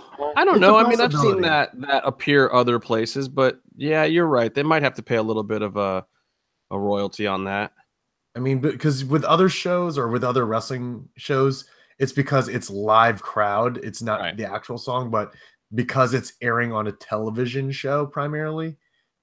That's immediately what I thought. I'm like, we're chanting this, but will they even use it? We're of course talking about Happy Birthday, and it's going to happen tomorrow for me. For me, I'm going. I'm the surprise entrant in the main event tomorrow night, and basically all I'm doing is letting people wish me happy birthday in the match. You're 5 stars. Delusional. 6 stars. Wait, how much do those belts cost from the top rope? Okay, so the most inexpensive belt, the Trios belt. I'm gonna look this up because. Wait, the Trios belt is the most, not the Gift of the Gods? No, the Gift of the Gods is the most. I'm going to work my way up. Oh. So the Trios belt is the cheapest one, which is an incredible belt. I like it a great deal. That one is $2,800. But you need 3 of them. For one of them. No, you need 3 of them. It's stupid if you buy one Trios belt. That's just asinine. No, I would buy one and I would just tell people the other 2 are with my Trios partners. Oh my God. The heavyweight, the main championship belt, which is a pretty extensively put together belt, $3,500 US. Right? How much does it weigh? 25 pounds? 22? It looks pretty heavy. I talked to Marco, who got to hold on to it when he saw his buddy Pentagon Dark at Wrestling Guy's store. He said it was really heavy. He said, although he may have said it was really heavy because I asked him if he could steal it for me. and he's telling me that he like, couldn't take it home. I'm not carrying that. I'm not going to carry that all shit. the way across Los Angeles for you. Yeah. Gift of the Gods, by the way. That belt is a piece of work, piece of art, very well done. Also has magnetic medallions. Aztec medallions. And yeah, they're held onto the belt through Aztec powers. Does magnetism work on gold? Magnets, how do they work? Right? Do they work on gold? Because it's Aztec gold, isn't it? It's made out of pure Aztec gold and Aztec sorcery. And that's how they stick on. So how much does that one go for? That one costs $6,500. Jeez. Wow. Because each little piece is like another belt. You know, it's funny. I feel like they should have two versions of it at the temple. One where the magnets go in and one where they're just glued in. Like the one once you have a champion, you should just have a version of the belt where they're actually bolted in. Yeah. And I think you know why I'm saying that. Well, you might be like, when you look at the belts now, like I personally love New Japan's philosophy about how their belts carry like the wear and tear of their lineage. So the championship belt looks beat to hell, and like some of the shine is like worn off, and it looks like it's been around for a long time. I like that, but I also think that WWE has a really good idea with their belts where they have their TV belt. It stays in a box in a crate. It gets polished up and used on TV, and it's awesome. And then they have the other belt that goes to the shows, and the wrestler they have like multiple versions, but basically the wrestler actually carries nice. No, I mean that's like UFC where you get a belt awarded to you the night of the fight, and that's the actual belt you get awarded to you. And in UFC, every time they have a title match, there is a new belt that comes, and whoever wins that match is actually awarded that physical belt. That's why my buddy Kui Tran in St. Louis actually has one of Tyron Woodley's belts in his restaurant, Mai Lee, and the belt's just there. I mean, it's literally one of the belts that Tyron was handed after a fight. And, you know, this was what was so messed up about Demetrius Johnson, is that he had won 8 fights and he only had 2 belts. Because I think his dumbass kept bringing the belt, and then they just never gave him another one. He never knew. He's the freaking champion, and they never told. Talk about getting they're about to hand him a belt, and then they see that he has the old one with him. They're like, he's the most winning champion in UFC history, and they had screwed him over for like 8 or 9 fights in a row. Hilarious. Don't be the dumb guy. Find out what the other people know and make sure you get yours, people. So wait, does the belt count as part of the winner's purse as far as the amount? No, I mean there was never any set rule, but like Chuck Liddell, every time he won a fight, he got a belt. You know, every time he won a title fight. And that was the way they had always done it. You know, I've been in these guys' houses. I've been in Matt Hughes' basement where he's got 3 of them on his wall right next to his Jax Pacific action figure, which I think he prized more than the damn belts because it's more rare and kind of cool to be an action figure. But and for him, winning belts was easy. Getting a toy made after him wasn't as easy. But yeah, you're supposed to get belts every time, and it's kind of cool. I feel WWE basically does that too. That's why you see some of these old retired wrestlers who've had a belt, they still have them. You know, like Lisa Marie Varon has her Divas belt still. You know, which is cool. But yeah, that's never going to happen in Lucha Underground. Those things are props. Pentagon Dark had not seen his belt since 600 days ago. No one did. Yeah, until he went to the Wrestling Guy store that day, and the prop department from MGM brought the belt to him at that signing. He had not seen or touched that belt. So, and I think it was 598 days or something at that point in time. Yeah, I mean, I don't know. I kind of think, I mean, they could go either way. They could go the New Japan route where they let it weather. You know, whether they want it to look weathered. Or, you know, but I think unintentionally it's just going to get worn down and they're not going to have a second copy. Or I don't know. I think they've been around long enough to where that belt especially is going to sort of get you're going to see the wear and tear on it. But ultimately, I think that they need to sell affordable official replicas from Top Rope belts. So Paul Cross wants links, Byron. To what? The belts. I'm not going to help sell bootlegs of this belt. I'm friends with the guys. I'm friends with one of the guys who helped make the belts. It's called a DM. Send it to him in a direct message. You ain't got to post it publicly. No, I'm not trying to promote people. I want the official belts to be bought. Paul. Basically, what Byron is trying to say is he only wants to put himself over. He will not give anyone else the information about where he's going to spend his next $10,000. First of all, you're a mark. I'm starting to go fund me. Second of all, what? So other people could pay for these belts for me because I need to have them, and that's reason enough for charity. Start a GoFundMe. If it's a worthy cause, if even artistic endeavors get supported, if it's a worthy cause, you'll get the money. Just start a GoFundMe. You know, forget about why can't you gun control or homelessness or starving people or Africa or anything. just start a GoFundMe to raise $10,000 for your belts, Byron. 10. Actually, no. Wait, we're talking 68. I need more. 15. And what'd you say? 20? Like we're talking like 11. Just give me like $15,000. Anyway, let's get back on topic. Jimmy, how did you feel about Sunday? How'd you like Sunday? I mean, I was really excited to finally be back in the temple, Ice Temple. It definitely had a good vibe. It felt like I was back at the old temple, just, you know, new location and everything. It was weird seeing the new talents. Won't say who, but, you know, after you're used to seeing the same set of people season after season and then having this huge break and then coming back and half the people you're seeing, you have never either seen before on Lucha Underground or even in other promotions. Like I hadn't seen some of those people. So it was interesting, but I had a lot of fun. I'm wondering, do you guys feel that especially the Puma void, because we know Puma's not there. It's not a spoiler to tell y'all. Puma was not there. Puma doesn't exist in this world anymore. Puma is living out his childhood dream by facing Wesley Blake on house shows. Stop that. Barely. Don't worry, he won. Listen, I'm sure if Tessa told him to do something better than that with his time, he would. She won't even sign with NXT. She doesn't. She's sending him there first to test out the waters.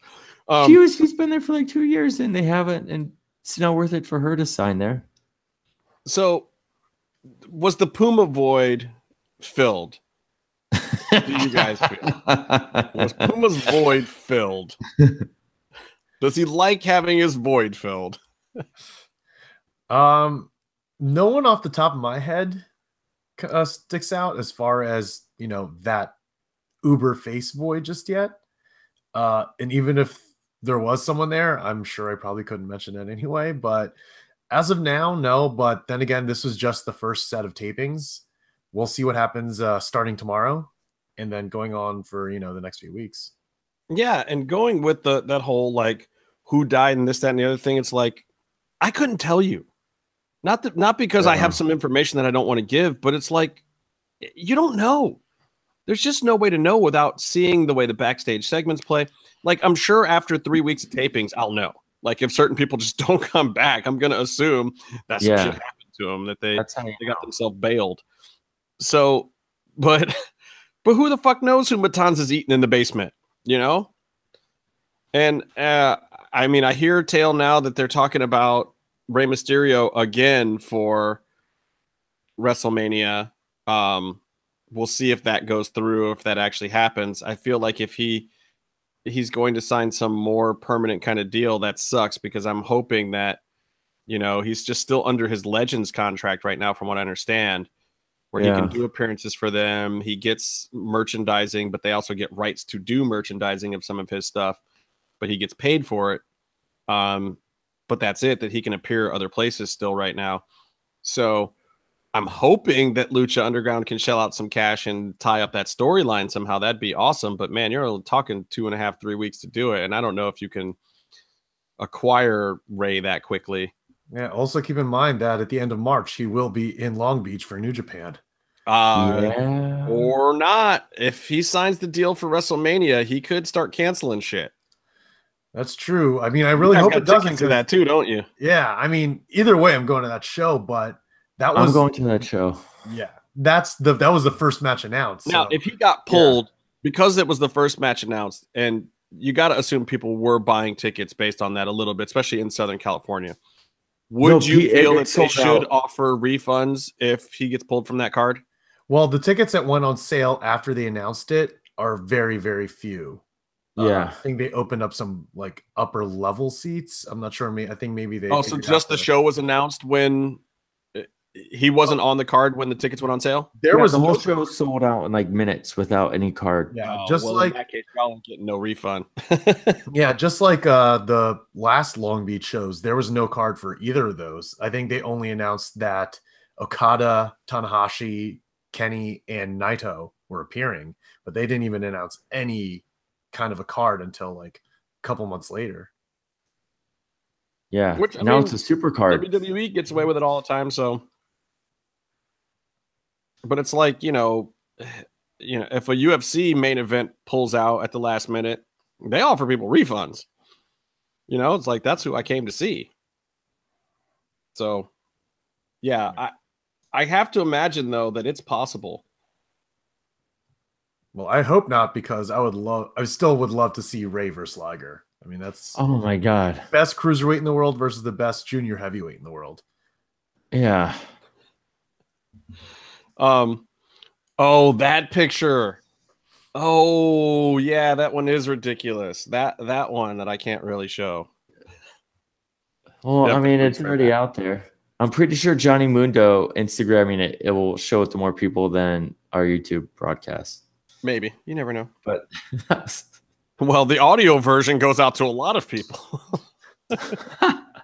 Yeah, if you're listening to this version right now, there's a lot of visual aids in this particular episode. You may want to jump over to the YouTube version, because I know we get probably double or triple the amount of people through iTunes and SoundCloud. So this might be the one time you want to go back and at least scan through the video version of this, and just look at some of the pictures and stuff that we have posted in the Striker stuff.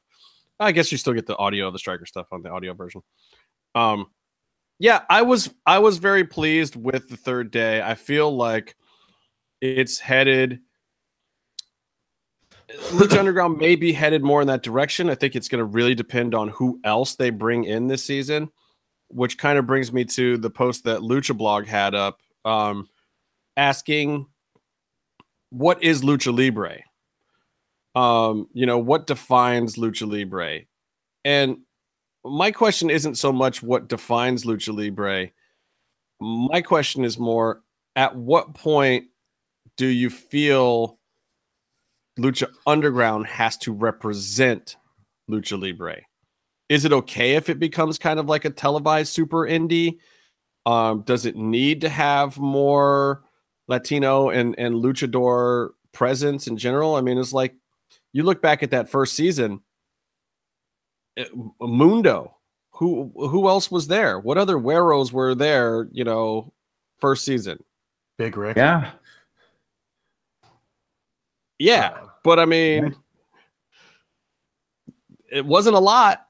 It definitely wasn't a lot. I think basically you had the Crew, Big Rick, and they all had a street vibe. You know what I'm saying? Like they were representing Los Angeles culture, right? Which I guess Mundo's doing by representing Hollywood. But now you're talking, indie guys from Ohio and whatnot. It's different. And some not so indie guys from other places. Yeah. Look, there's WWE talent all over this thing now. I mean, from the moment PJ Black came in, then you had Callahan coming in, even though I don't really associate Callahan with that, but I wouldn't say Callahan. Rey Mysterio even. I mean, well, Ray is Lucha. Alberto, yeah. Yeah, I mean, no, but WWE Ray has and had its Alberto have fingerprints lineage. on this. Ray and Alberto have lineage, you know? I mean, it is a thing when you put Alberto in the ring with Johnny Mundo, then you have a WWE match. But bringing him in as the AAA mega champion, like I mean, I think that's a legit Lucha signing. Lucha talent. But does Lucha Underground need that?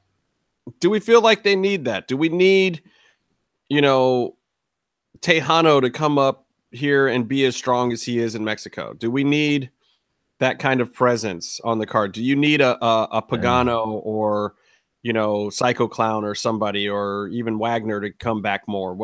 What makes it the appropriate amount of Lucha Libre to keep that feeling? I mean, I feel like it should be at least half the roster. I don't know if that's the right amount, like right ratio, but I feel like if I'm watching Lucha Underground, at least half the show or half the roster should at least be luchadors in some way. I get it. I mean, to me, I kind of look at the Robert Rodriguez factor. When I look at Lucha Underground, and this has kind of changed for me too, because I felt the same way that you felt, Jeb, for a long time. But I feel now like if they're making a show that is representative of things that Robert Rodriguez would think is cool, then it's fine. Like look at a Robert Rodriguez movie. He'll let Johnny Depp star in one, but there's probably going to be a whole lot of Latino people around Johnny Depp. Do you know what I mean? Like, I kind of just look to Rodriguez. It's his network. It's basically his show, or a show that was created kind of for him, and meant to represent his image of entertainment in the wrestling world. So I kind of look at it as like, well, who would Rodriguez put in a movie? And if they don't kind of fit that mold, then get them the fuck out. Or write them a character that fits that mold. Well, I think that's the problem. A lot of these, wrestlers that we're seeing in Lucha Underground right now do not fit that mold. They fit a mold somewhere else, and then they were just brought in. Right. So why not gimmick them up? I find that interesting. Some of these guys, I guess that's my issue, is I want to see them more gimmicked up. Like when you bring in B-Boy or somebody, you gimmick them up to make it work for this style of show, right? Mm-hmm. Yeah, it was very important for them to have masks. That was the selling point before. Like masks were more important than the talent, as far as like the characters. But even Joey Ryan, like I look at Joey Ryan and it's funny because he's Joey Ryan. He's the same Joey Ryan that you see on the indies, but they gave him this storyline of being this sleazy LA cop, and all of a sudden you don't ever question it again. You don't ever think, oh, that's Joey. And he also doesn't do the dick flick gimmicks in Lucha Underground. The only times he's ever done those has been dark matches.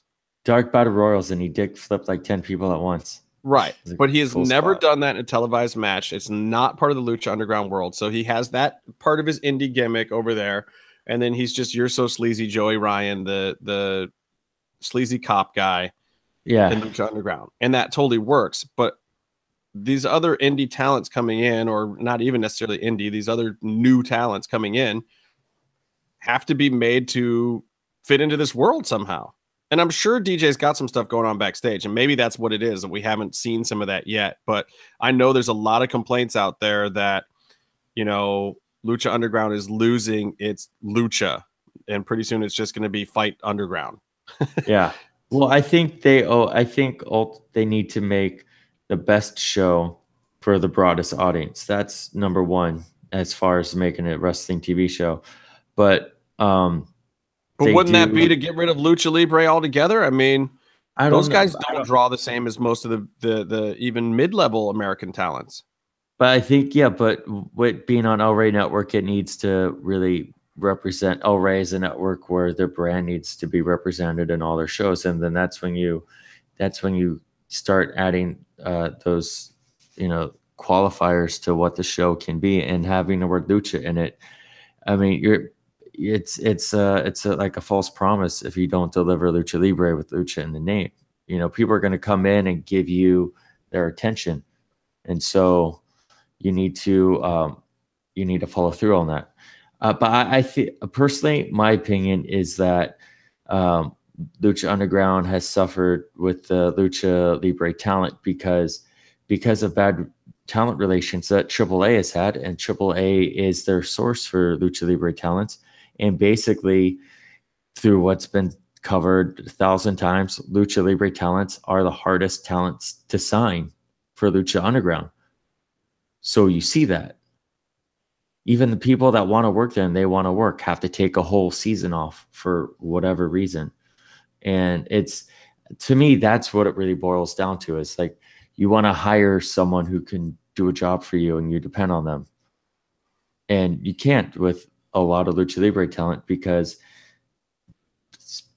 bad business with AAA. That's just my take on it. I think they'd have more if it wasn't for AAA. Well, but there's a lot of guys down there right now. Why aren't we seeing those guys? They have a whole training academy that feeds right into their system. Then why don't we have AAA guys? Like on Triple Mania, you have the match where people are fighting for a contract and stuff like that. So why don't you have excursions and things like that? You know. I mean, I almost just wonder why don't you? The Those are good questions. Is just so fast for them, and getting visas and people up here is not an issue. And then they're running shows like this week is strange to me too. Like and maybe we are going to see some more guys from AAA this week because they're running Thursday, Friday, and Saturday for Lucha Underground because on Sunday there's a big AAA show. Yeah. So, and they said that's the whole reason that they're moving. So, and I don't know a ton of Lucha Underground talent that's working both anymore these days. There used to be a lot, but Penta and Phoenix aren't going to be down there working. Like Ty and Johnny aren't going to be down there working. Yeah, Sexy Star was a huge AAA luchadora talent. You know what I mean? And she's, I don't know. She's in Monterey, man. She's in that group in Mad. She's boxing now. Like if she doesn't, I don't know what's going to happen. But if she doesn't show up, it stems from whether, I'm not going to say who's at fault, but it stems from her bad business with AAA. And yeah, but some of that's on her side too. Oh, absolutely. I mean, some of that's on the performer side in all of these, isn't it? Probably. I mean, it's just that there's a common thing here, and that's a lot of wrestlers in that pool that could be hired they have bad relations with the company, and you have a lot of options that you could hire from other companies that you can't hire because they work for other companies. Well, maybe what we're going to see is a bit of the reverse, that maybe you see a lot of Lucha Underground talent going down to AAA for the show because everybody's up and running right now. You get your 3 days at Lucha Underground, then maybe a Marty the Moth goes down and does his Marty the Clown gimmick in AAA for the weekend. Maybe that's what's going on. Maybe it's going the other direction right now. Obviously Phantasmo go down there, and a couple other performers, your Dragos and whatnot, but maybe that's what you're seeing instead. Maybe they're stocking the rafters, stocking up down there from the Lucha Underground talent. I wonder, I'd be very curious. I'd be very curious what Vampiro would have to say about this as, correct me if I'm wrong, or Director of Talent Relations for both Lucha Libre, FMV, and AAA. So if I were him, and maybe he's already tried this and politics or whatever gotten away, but I would want to bring unsigned Lucha Underground unsigned talent up from AAA and just get them auditions or get them in front of those crowds. And also, he's a Lucha Libre legend, so why wouldn't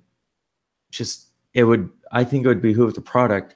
But he keeps getting burned too. Like, as much as people talk about him putting himself over and whatnot, and sure, he puts himself over and puts himself in matches, but look at what he's got to work with sometimes. Yeah. I mean, it's like, he had Taya, Johnny, and Cross for a while in AAA, and he was pushing them plenty, but then, the office wasn't paying them all to be there all the time, and then they're doing weird stuff politically with them, and then the next thing you know, he doesn't have those guys to work with for whatever reason.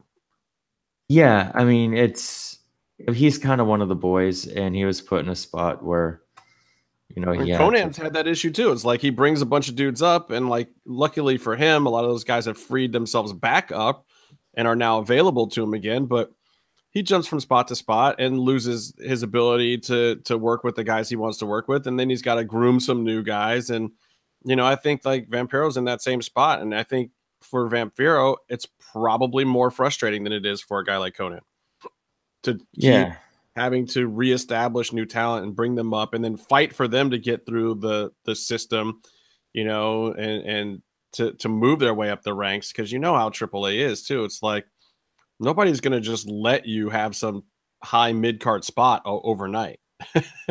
Yeah. I think it would be cool to have an opening match with that type of talent. We've seen dark matches before. I mean, this weekend we saw dark matches with. We're not even getting Bestia, are we? At this point, I mean, I don't think he's going to sign because another thing is like a lot of wrestlers don't want to wear masks. That's a common thing that keeps coming out, and that's probably why the ones who do get signed are the ones who got the deal to not wear a mask. I mean, I you need more kill shots, right? You need more guys that you can put behind the under the hood. Yeah, I mean, Killshot is awesome behind a mask. He's not a luchador though. Is he?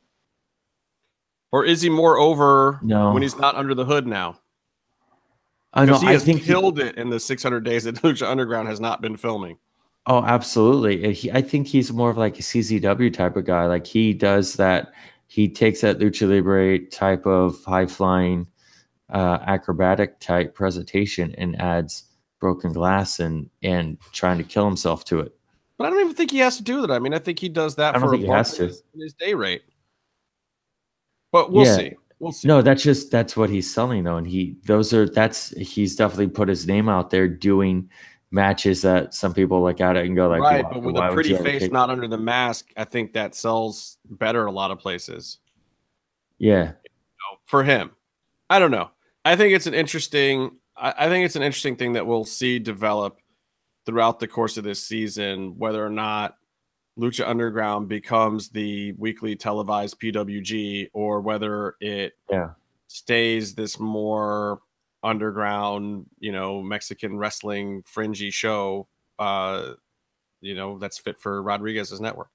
And I don't know if DJ or EV or the producers are going to really have a choice. It might just be a question of what is presented to them, given they have a lot of control over what they do with what's presented to them. But they got to work with what they got. And I find there's still room for some big surprises this year, because I'm not going to say who, but there's some faces that I'm very surprised after all the talk and the hype about what they might mean for Lucha Underground to not see them there. One in particular that who I'm talking about. Probably most of you know who I'm talking about, but I'm very surprised that at this point he's not officially in Lucha Underground after all the talk that was going to be the case. I'm very curious to see if that still happens, if that doesn't happen, and we will certainly talk about it as soon as we get through this whole taping season and find out that never did happen, or if it did. But there's still some surprises out there. I think there's some people are going to be surprised with some of the people that are there and some of the people who aren't there. I think that's equally as compelling. Yeah, I'm already surprised by the amount of people I didn't see when I went last weekend. So yeah, same here. And that's six full episodes at the beginning of the show. And I will say that I think a few of them people are going to be surprised. A few people didn't return that we weren't expecting to return. A few people didn't return that we were fully expecting to return. One in particular that is very important to end of the season storylines has not been filmed on television. in those 3 days, which is 6 episodes at the beginning of the season for someone that was expected to be getting pushed very hard. I mean, can we confirm that? I mean, you know, without spoiling anything again, that what we saw over, you know, this past weekend was that shot in linear order, chronological order. Not even 100% sure. From being there for all of it and seeing the way that the storylines went, I believe it's pretty close to how it's going to air. I believe it was pretty close. And DJ said that they were going to try to keep it closer. And with this tight schedule, I mean, I think there's always a chance to fix some of those things and maybe paste 1 or 2 people back into those episodes by filming some matches later if it works with DJ's storylines and his timelines. But honestly, I think, you know, they were throwing some curveballs and just moved on from them story-wise, and we'll just have to try to squeeze some things in later in the season to make those things work if they get access to certain talent that they're hoping to have. Yeah, Rebecca's even saying there's a few people that she didn't see that made her scratch her head. Yeah. There were a few, Rebecca. I can tell you about the backstories of some of them offline, but I won't do it on the show. I wonder though if, I mean, DJ said he's trying to keep it chronological, but I do wonder if, in the effort of saving money and scheduling, that they clump some people together. Like, they'll, instead of getting you for first and last, or first and second to last, if they'll get you for 2 weeks and they'll film with you for 2 weeks, or like 2 weekends and all the weekdays in between. Right. I think that there's definitely some of that, you know, and there's a few talent that we saw show up and do a bunch of things in a shorter amount of time and won't necessarily be around as much later. We'll see. There's a couple of new guys that I think are going to be there every single day that I'm happy about, though. At least 1, 2. Two. I think you're talking about all the new people. Yeah, I think you're talking about who got really over this past weekend, and I wouldn't have thought that in the beginning, but yeah, they're over. Oh, the new guy. Yeah. I wasn't even talking about the new guy. I was talking about the other 2 actually, but I'd say the new guy. That might be one of those storylines where they actually do film it all out as quickly as possible. We'll see. They should keep it going the whole time. And people are listening like, what the hell are they talking about? This is the best thing about this, people. There's so much interesting and exciting stuff going on. You're not going to be disappointed. Some of these things will come out as spoilers. You'll probably know them. You won't hear them from me unless you know me and you've been to one of these shows and we're talking about it. But there's exciting stuff going on. Like, really exciting. Come down to a taping. Yeah, come to a taping, people. I mean, or don't, so I can still get tickets. I don't know. Best ticket in LA right now for the next few weeks. So, and from what I understand, Lucha Underground will be going until St. Patrick's Day weekend, and that is it. 4 weeks. Is that right? 4 weeks of tapings? I thought it was 5, but yeah, that's when it ends. 4 weeks of tapings, 6 episodes per weekend. That gets you, 24 episodes? 24. That's so it. Basically, it's a regular episodic season. Yeah, and it's probably not even going to be 24. It's probably going to be 23 because Ultima will probably be, the last episode of Ultima will probably be double length. Yeah. And that would probably be St. Patty's Day weekend, both Saturday and Sunday. Saturday and Sunday. Is AAA doing anything that weekend? Like this week, we all thought was going to be Friday, Saturday, Sunday. It wasn't announced until Sunday morning that it was going to be Thursday, Friday, Saturday. I need to know when Ultima Lucha is because I already bought my plane tickets. Well, you're unless you get some inside info, man, I think you're in the same boat with everybody. Of better hope AAA doesn't book something that weekend and screw things around. Well, I have a friend who might want to come with me, so I'll see what info I can find.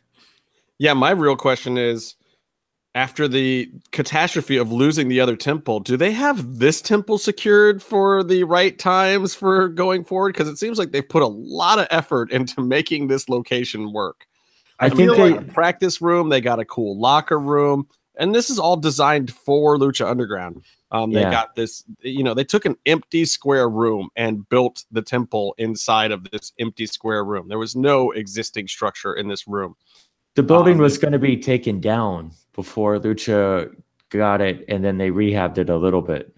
Yeah, I was going to say, I'm pretty sure they have the foresight to stick with the building and make sure that they can keep it.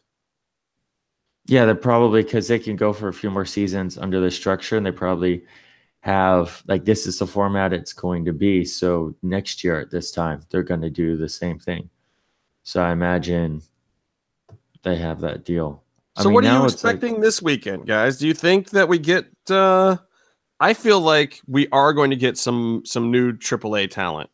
I feel like one of the three people that I did not see last weekend, I think we'll see one of those three this weekend.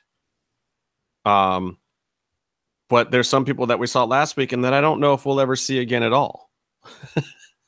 I mean, I think there's no way to predict it at all. It's just kind of all over the place since we don't know how everything's being run right now. Yeah. It's going to be great. Surprises. I am curious to see what their mini story arcs are going to be as far as how many episodes. I think before they would do, I mean, it still might stick to a 4-episode like grouping of little things that would happen. Or maybe they'll staggered. Like this story will be like episode 1 and 3. Like the tournament towards the end of the last season, or Gift of the Gods medallions leading up to a Gift of the Gods belt, that kind of thing, or leading to an Aztec warfare kind of deal. Yeah, so I wonder if weekends might be, because if it's 6 episodes and if they arc over 4 6-episode chunks, maybe every weekend will kind of be a self-sustaining story that it tells. Like maybe. But I have a feeling those Friday shows / Thursday show, you get something different there, and then you kind of lead into the next storyline. I don't know. Like, I feel like that day is where you got to kick off storylines by having something big happen. And then culminating. But honestly, I mean, there was huge stuff that happened on Saturday, because going by that logic, the Saturday would be the weakest show, that middle show. And that was definitely not the case this past week. I mean, that Saturday show was every bit as big as Sunday for sure, and Friday was just anomalous. Friday was just its own thing. So I don't know. I'm really excited for tomorrow. I'm really excited for the whole weekend. I'm really excited for everybody at home to get to see the show. And I don't work on the show. I have no stake in this thing at all. I get no money from anything involving this. I'm just that excited about it that I'm just chilling my ass off right now, because I'm, after seeing all my friends and seeing how much we all enjoyed it, I really hope that everyone out there gets to experience it. Speaking of the shows this weekend, it looks like Race's fan can no longer make it. So I think we may have to find another person. Yeah, I told you can't trust Race fan. Well, who wants the ticket? Anybody wants the ticket? Alexis P, do you want the ticket? You're in the chat room. Now we have to wait 30 seconds for the delay. Is there that big of a delay? Yeah, I think there's at least like a 30 to 40 second delay. All right, well, I'm checking the official show email right now to see if anybody has requested this ticket. If we don't get any, if we don't get any, hers. I got mine. I get it. All right. Maybe if no one wants it in the chat room, we could put up a little mini contest thing where you tweet or email a promo, take a selfie promo. I'm going to come up with It's good to know that almost all of the people that are watching the show live are, in fact, big enough fans and believers to basically already have tickets or know that they can't go for the day. Rebecca said she might be interested, but she needs a ride in. So, Rebecca, by the way, if you still want it, the email address at it's mmmshow75@gmail. If anybody wants the ticket, hit me up. Or we could just do what DJ did and just tell us the best reason why you deserve the ticket. That's what we should do. Cut a promo. Tell us why the Lucha Gringo is a stupid face and he sucks. Why's it got to be all about bashing on Gabe? No, Gabe is really cool. Gabe's the man. I'm going to try to get Gabe on the show in the near future if possible. He's legit. He's been around for a long time. He actually, Jimmy, believe this or not, Gabe is older than Justin. Did you know that was possible? Oh, fuck you. But he's been a lucha libre for a long time. So we can get I want to say a dearth, but I don't even know if that's a real word. But we could get a dearth of lucha libre knowledge from any of the lucha gringos that we can bring on the show. Speaking of which, can we also confirm that Gabe's actually the one who also printed out all those believer signs that were handed out? That's crazy. Yes, he is. That was. Hold on, let me grab one. Yeah, that was super rad. He printed out a whole just on his own. I think he got the okay, but he printed out Lucha Underground believer little mini posters. Justin will have in a second. Yeah. So if you saw the picture I posted earlier today, any of you watching the show right now, so this is the deal that Gabe printed these out for the entire audience of Lucha Underground. So hopefully you'll see a whole bunch of these on TV. I don't think this is a spoiler to give it away, but and that's professional grade paper right there. Yeah, this is good stuff. This is nice, glossy, awesome, believery stuff that we got here. Yeah, that gets you on the show. That kind of dedication. Oh no, the best part about it is, like, I barely saw any of the cameras getting reactions from him that whole episode. He got played. Gave him free stuff and didn't get shit for it. I couldn't tell, like, whenever the cameras would be on you guys or me, it's like, well, the camera guys are there, but are they recording it? Because I was playing to the ring. I wasn't looking at the camera. Oh, same here. Like, it's always recording. Yeah. Like, so, look, if you do what you're supposed to do, they will come. I will just say there's this one spot where I didn't see it coming, and I literally dropped to my knees and just held my head, and they were right in my face with that. So we'll see. I mean, they're going to use the best ones all season long. They're just going to be like, we need the Jimmy on his knees thing for this thing, and it'll be a match you weren't even at.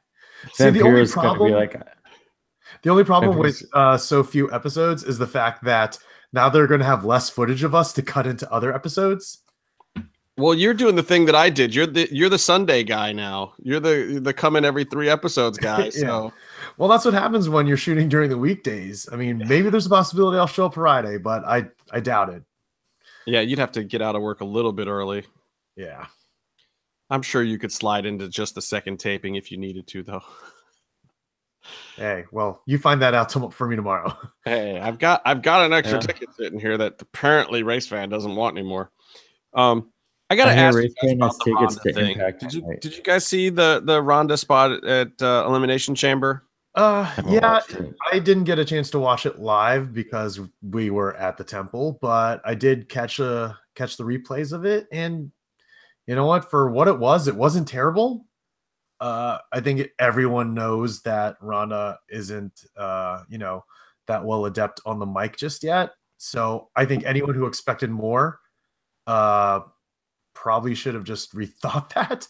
I don't know why you would expect any kind of awesome promo work from Ronda Rousey this earlier in her career. So did she point to the sign?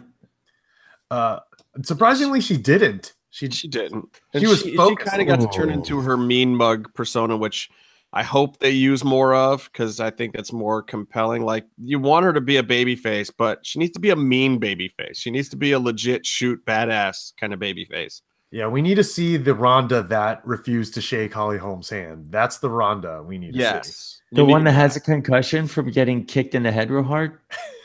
No, before that. No. Then we don't need crybaby Ronda at all.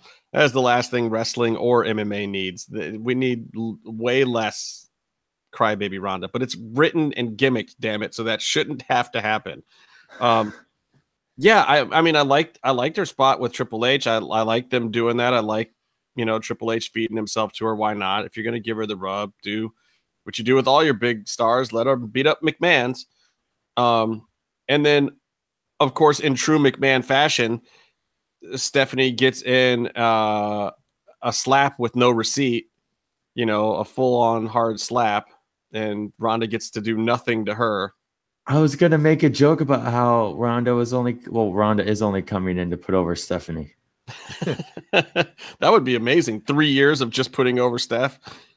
Hey, it wouldn't be the first or last time a McMahon has gotten put over for years by somebody. Trish Stratus. Well, I like how they are using part of that as the angle, like how Triple H and Stephanie supposedly brought Ronda in just so they could keep tabs on her and whatnot.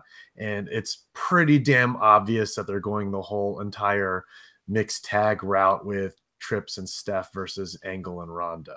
Their mixed tags are so bad in WWE. But I mean, look, you don't need a work rate out of Ronda for WrestleMania. You don't. I mean, that's the perfect match. You get the nostalgia with Kurt and a little bit of nostalgia with Triple H. You get Stephanie screaming and hopefully her doing a lot of the stick work and hopefully better than some of her. Like Stephanie's 50-50. Sometimes she's great on the stick. Sometimes it's dreadful. But hopefully Stephanie can step it up and kind of lead Ronda in the right direction. And hopefully we don't have a lot of Ronda talking. Hopefully we have some of her smiling and kind of doing her little I'm a teenage girl thing in this giant jacket.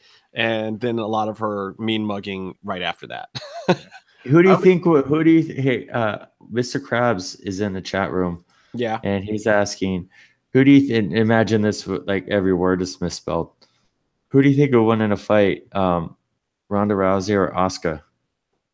Wait, Paul Cross says that there's availability for Thursday now. Let me check. Yeah, I think we win in a fight between who if we're talking shoot fight, I mean shoot fight, Asuka or Kana, one of the two versus Ronda Rousey. I mean, who do you think would win in a fight? How many has Kana actually been in any actual MMA bouts? I don't know, but she got power driven by Minoru Suzuki, whatever that means. Oh, she got beat to shit from Suzuki. Yeah, but she legitimately asked for it as a sign of, showing that she can take it. Yeah, she wants to be regarded as a wrestler. Breaking news for those who may be interested. There are, in fact, right now, thank you, Paul, tickets available for tomorrow's show right now.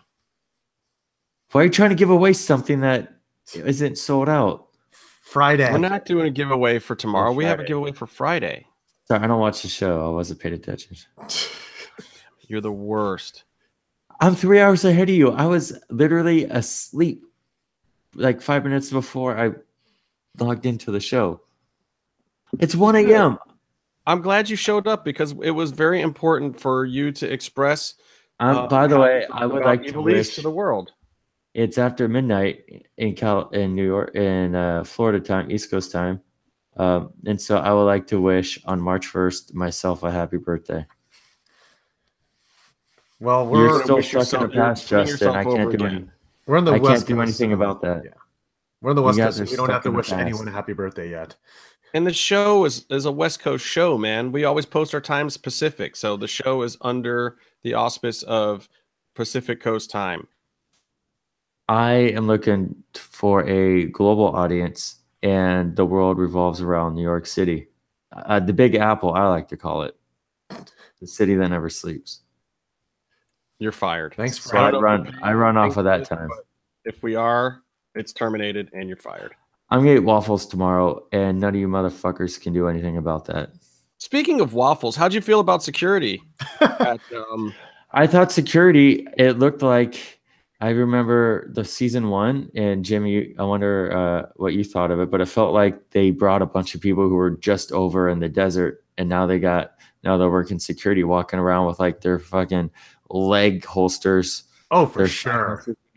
They're all super jacked. Like they were off preserving freedom in the world 2 weeks ago, and now they're preserving security in Boyle Heights. And now it's like they're all good. I'm sure they're all great, but now they all look like they just get out of like the academy. Like they're so wet behind the ears. What I noticed, they're all super friendly. Say hi to all of them. They're doing a great job. I haven't been mugged, so I'm very happy with their job. But I did notice that when we were walking through with Rob through the building, through all the places we went, every single time we passed through a security guard, a point, the guy asked Rob for a picture, and that's I'm not in the business. No, he's awesome. He didn't ask Rob for a photo. He was just like, "What's up, dude? You're cool. Enjoy your time here today." Professional. Yes, totally a pro. Does his job. And you know, he probably wanted a picture like everyone else, but he also that's just part of the job. And he's awesome. I'm glad he's back. I'm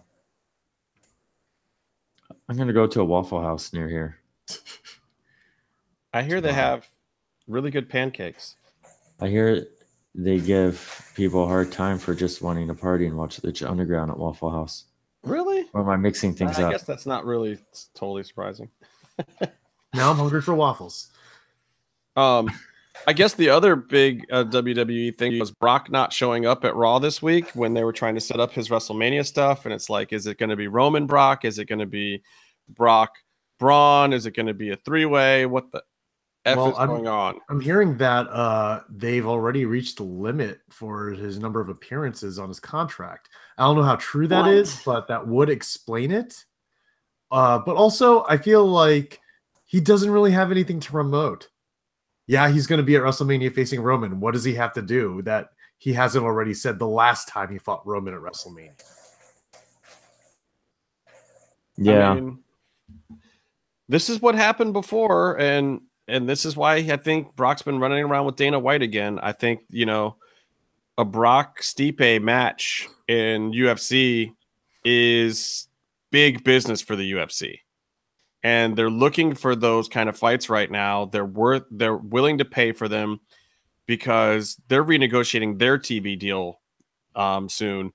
And those big matches now can pay dividends. Now is the time for UFC to spend money, to do super fights, to do dumb shit. I know a lot of hardcore MMA fans hate it, but popping a number right now is what UFC needs to do. They're going to throw money at Conor to come back and fight. They're going to throw money at guys like Brock Lesnar. They're probably turning over and pissing their sheets that they can't get this Jon Jones thing to come out better, which is hilarious. Isn't he testing positive again?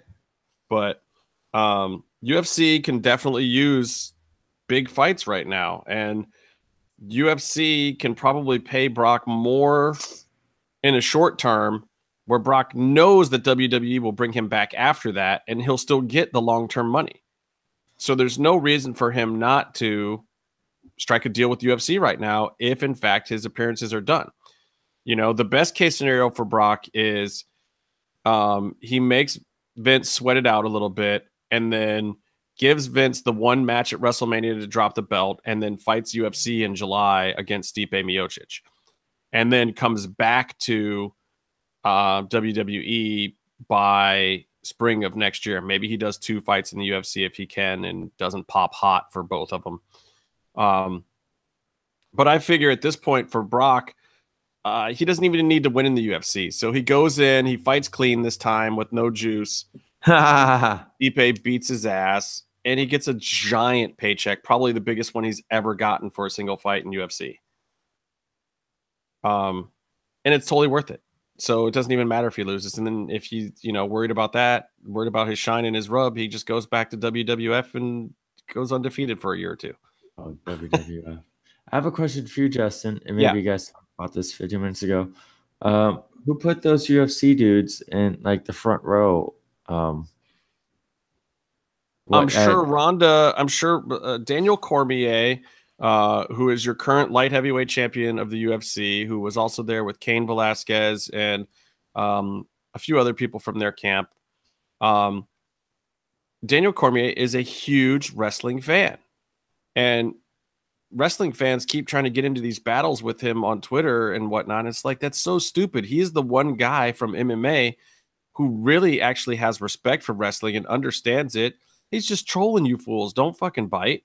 Because he's that whole thing with badass. That whole thing with him and the Young Bucks, I thought was pretty funny. And then they squashed it out of nowhere because they're just like, we're tired of our fans talking shit to each other. Let's just stop this. Yeah, and it's silly because Cormier really is a wrestling fan, but he's also a shoot badass. There's not a dude in pro wrestling who could crush Daniel Cormier. Not even Brock Lesnar. Brock Lesnar would have a tough time with Daniel Cormier. And don't forget, Daniel Cormier fought at heavyweight. He won the Strikeforce heavyweight tournament before he came to the UFC. The only reason he stepped down to light heavyweight was because Cain Velasquez had the belt when he came into UFC, and that was his training partner. And he wasn't going to fight his boy. So, you know, and he's going to fight Stipe Miocic now. He's going back up to heavyweight. Like, there's not a pro wrestler in the world that takes Daniel Cormier. Not easily. The only one is Brock Lesnar, and that's a maybe. So, yeah, people shouldn't fuck with him. But that's who was sitting in the crowd.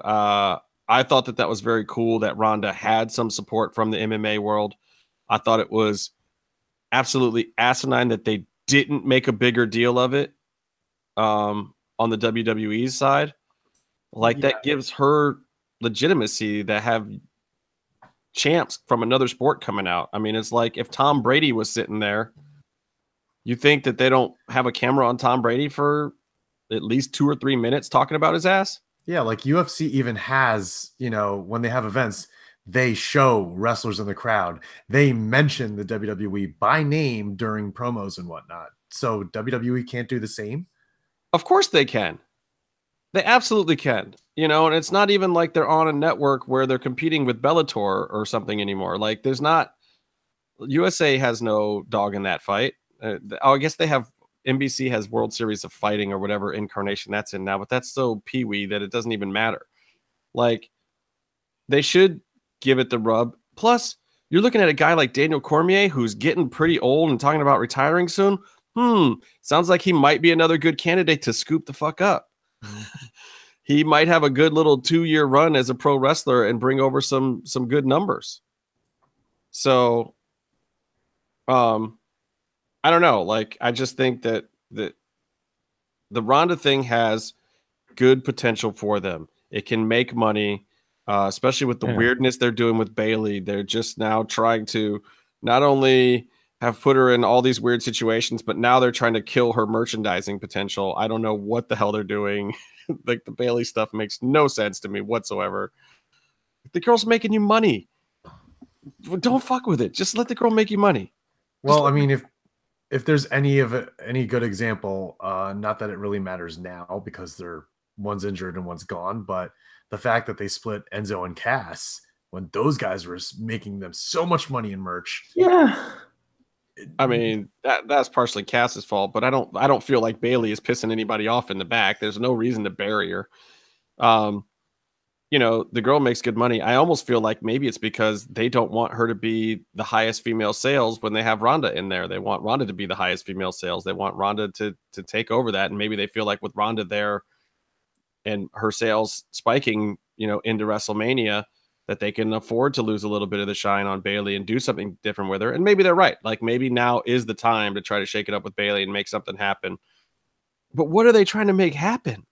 That's the thing. They're trying to make it's almost like they want her to be a heel without being a heel, but it also doesn't make sense because you're not trying to get the kiddie crowd with Ronda Rousey. You have it with Bayley already. That's pretty much the same thing with John Cena. It's not like you're going to try to pull the indie adult crowd away from John Cena. He's already a niche for the kids. So sell the indie crowd, the indie fans, they're Kevin Owens, the AJ Styles, like they'll all sell merch.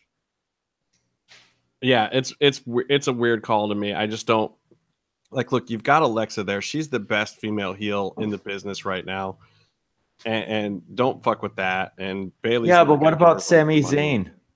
He was a male Bayley, and then they turned him heel, although he's probably 1,000 times better as a talent. And then he became all of a sudden really interesting.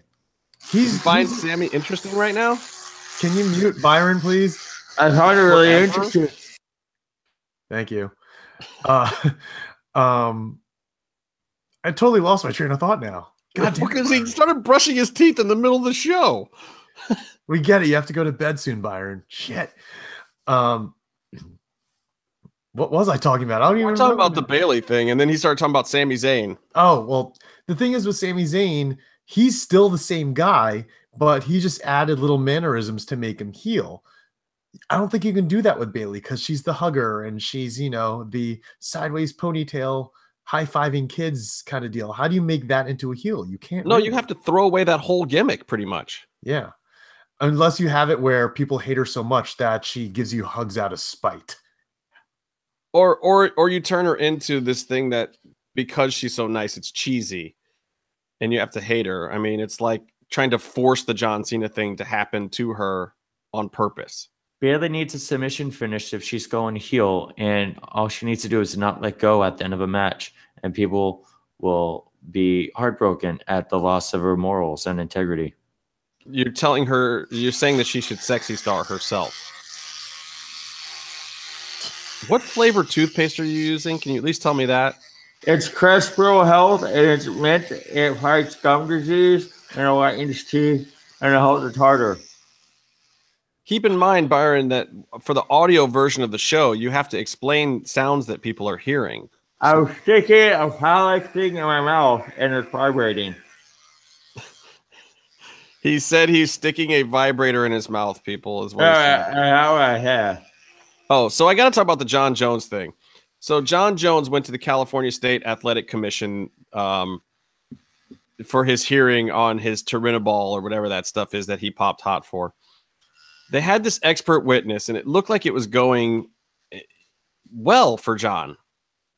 And they had this expert witness that basically came out and said, like, look, none of this evidence is really conclusive. It doesn't make any sense. From all the testing that he's done, it doesn't show that he could have used this drug in any significant fashion to have influenced the decision of this fight. Like, it didn't show on a previous test. It didn't show on a test after it. So it means he only took it at this amount of time. And if he only took it about this amount of time, it wouldn't have gone into his system enough to have done anything good for him or beneficial. He said the same expert also testified that most likely the levels that they're looking at and the way that they were ingested, it probably was something that was just taken through a supplement, that it was probably actually a tainted supplement. Though they tested several supplements and didn't necessarily find anything, but that doesn't mean that they were the actual ones that he was taking at that point in time. So it looked really good for Jon. But then he gets on the stand. And there's one guy who puts his hearing aid in and says, forgive him because he probably hasn't heard half of what's going on. And he's like just this old dude. He was cracking me up the whole time. Even with his own commission, he was telling them, can you just tell me what you just told him in plain English? Because I speak plain English. I'm from Detroit or whatever he said. It was hilarious. The guy was the best. But then, like, they start questioning Jon Jones, and it's an attack on everything but the actual drugs that he's being accused of putting in his system as performance enhancement for this fight. They're talking about his DUI hit and run. They're talking about his previous infractions. They're talking about all this other stuff and basically trying to tell him why he's not a good person. And then Jon, being some kind of fucking moron, they just say to him like, hey dude, so what have you done to show that you are improving as a human being? And he just keeps going back to the same rhetoric of, oh, well, I've really learned a lot from this experience. You know, I feel like I've grown a lot. And one of the people just called him out. They're like, look, bro, you're like 30 years old. You haven't, you're trying to talk like you're 60. Like you haven't had enough time to really grow up that much. Like, tell me some specific things that you have done that prove that you are not an ass clown. And he just couldn't do it. It was amazing. And then they said, okay, this online rehabilitation course, did you actually participate in this course? And then he says, no, my management did that for me. And then Malkikawa, his manager, who's sitting right behind him, just sinks in his chair. He's like, because the dude's sitting right there.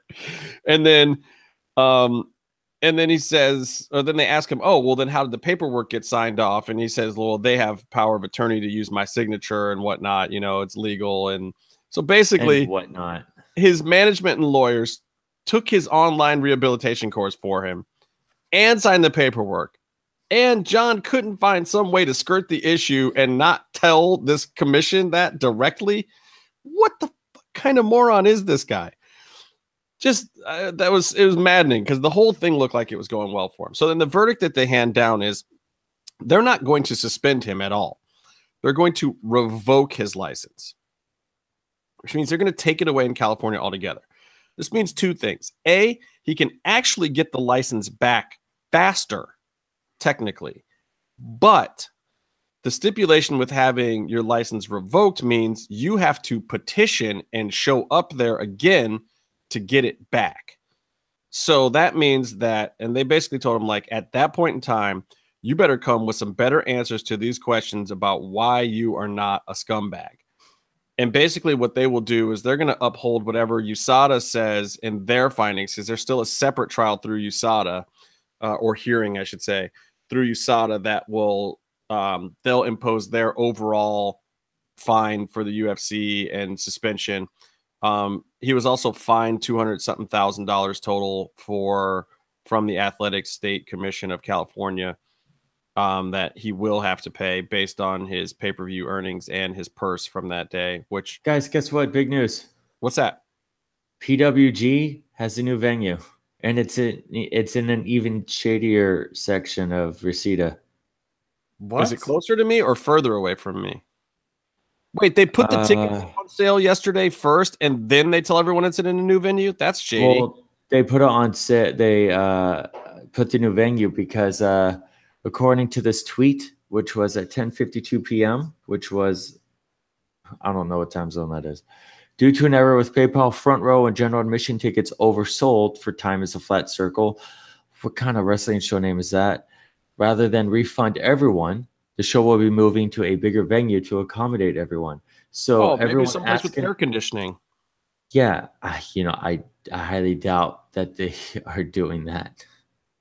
But it's basically they're going at everyone's asking for a new venue for air conditioning, for more seats to fit. Yeah, more why don't people, they just blah, blah, decide blah. to go to a bigger venue anyway? It's like, guys, if you can sell 2,000 tickets for every show, go to a place that's a 2,000 seater. You know, I've brought this up many times with other fans and coworkers. Actually, even if the whole reason that they don't move venues is because Super Dragon doesn't want to go anywhere else. But if that's the case, then why don't you do Bola at least? At least one or two events at a bigger spot. You can make so much money with Bola being at another venue, so that one time a year when you have those 3 days, go to another venue, you could literally sell 3 times as many tickets you normally would as on a regular show. I imagine Bola being in a place like the old LA Coliseum. Yeah, they could do that too. Because I've been to Bola and people from all over the country try to go to this and they can't because they get locked out of tickets. Also, now that tickets are they actually bumped up the ticket prices, and it wasn't even a Bola that did it.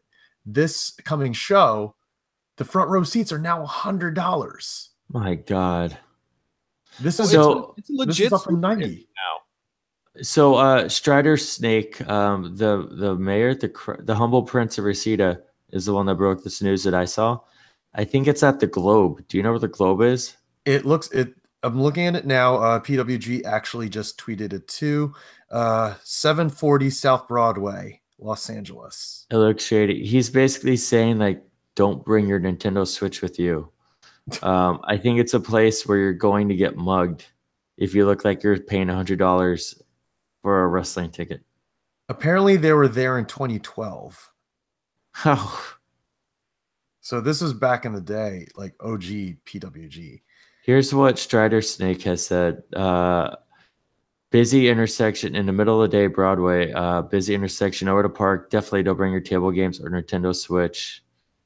Also, someone is saying Ruby at a Red Sapphire. I'm just going to straight up read tweets without reading them first. I legit want to get the word out to the ladies. Don't walk alone, or if you do, please carry pepper spray or some kind of protection. I can't encourage the buddy system enough, though. That's cool.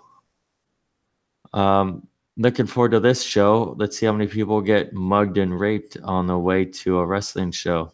probably more than normal at this one. Man, it looks like these Lucha Underground tickets, however, for tomorrow have been freed up for a while now and may stay freed up. I think a lot of people got tickets right when they went on sale and now are realizing that they cannot go tomorrow. So it's freeing up quite a few tickets. Yeah. Thursday's a hard sell, man. Thursday's a pretty hard sell, especially when you have 2 more shows available the same week. And I think people are just like, I'll just wait. Plus, you're talking it's the second weekend of tapings, which traditionally hasn't been that exciting a weekend. However, with only 4 weekends of tapings, folks, I think you're going to miss some shit. Yeah. I mean, it's basically the first week, everyone is treating it like New Japan. It's Southern California wrestling. So you treat it like PWG and New Japan. Where you're like, I got to get tickets right off the bat. It's going to sell it right away. And everyone's bummed. They didn't get tickets. They can't go. I mean, you should treat Lucha Underground like a show that you can get to. If you did not get tickets, I bet you could still show up or DM people involved and ask if you can show up, because the shows we went to, they were full, but they could have been more full. Yeah, I don't know. I think there were still some people in the standby room. So at least on Sunday there were. I feel like on Friday and Saturday, I don't know if there was anybody left in standby. I think they pulled everybody out and filled all the seats. Do you remember seeing the live feed of the Temple being broadcast to the standby room on Friday or Saturday? I don't know where the standby room is. The standby room is the waiting area, basically. It is just out front. Yeah. So that TV that they have showing like matches during, the wait times, they transferred to a live feed. Man, Byron and I were wondering about that too, like where it is and whatnot. But definitely on Saturday, I know for a fact that some people who were in standby got to come in and fill some seats in the second show. So definitely some people hung out, and it looked like they cleared out everybody who was still around. So I think everybody that stayed got in eventually. They may not have seen the first half of the show live, but they certainly saw the second half, which was great. The second half of that show was awesome.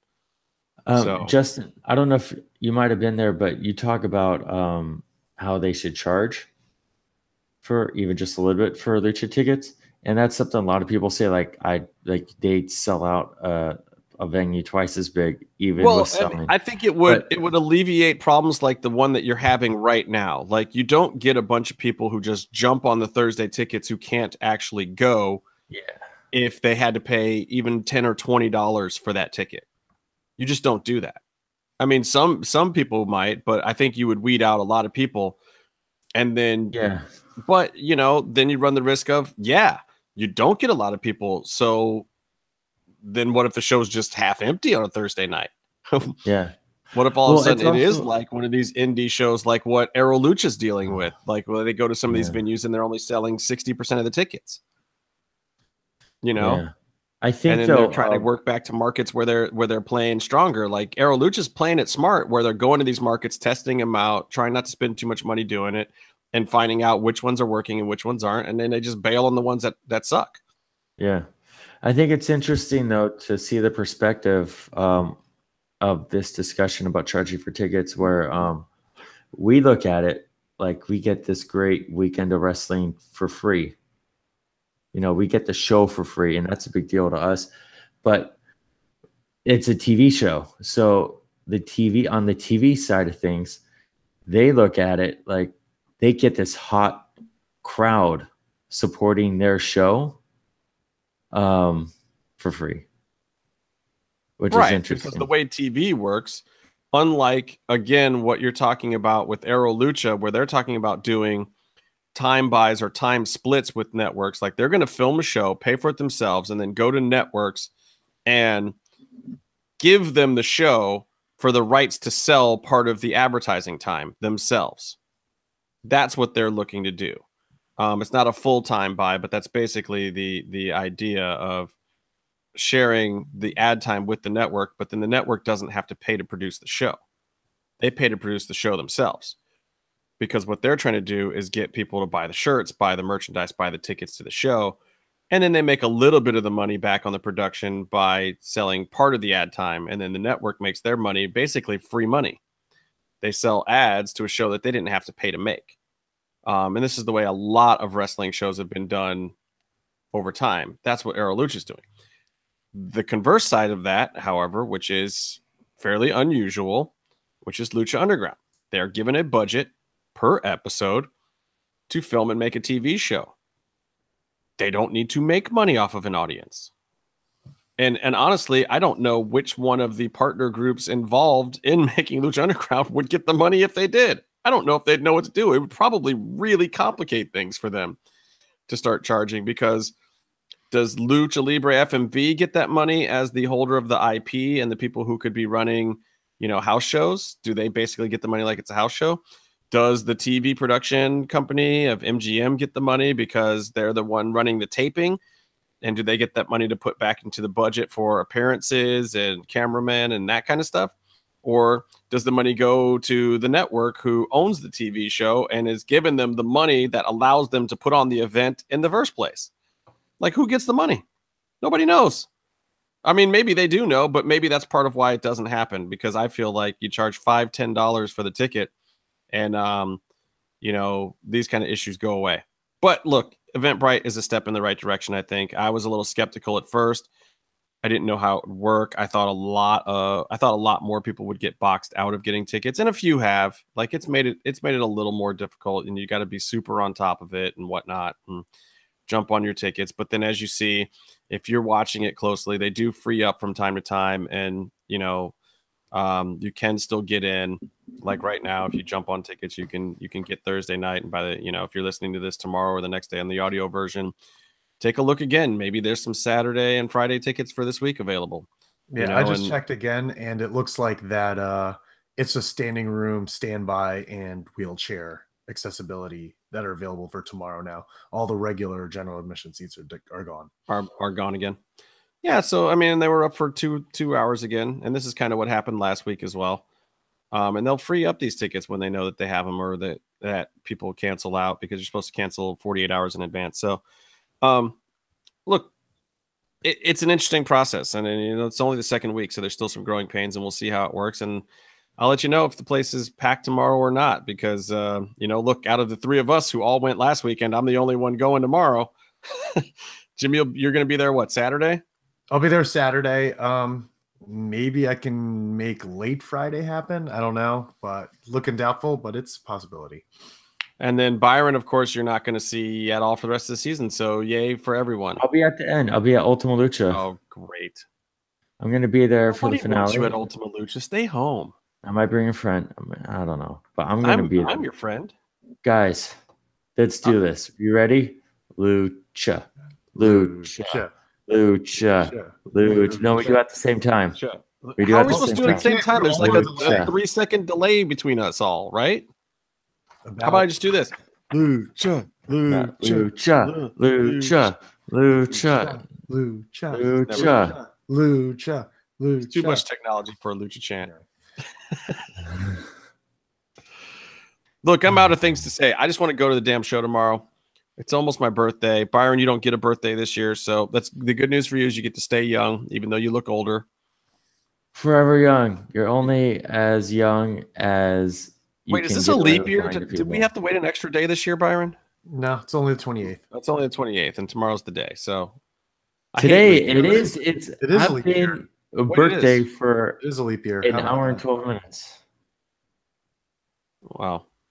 All right, Byron, go to bed, you pansy ass son of a bitch. I have to work tomorrow. No spoilers. I'm filming a TV show. We're gonna pour concrete.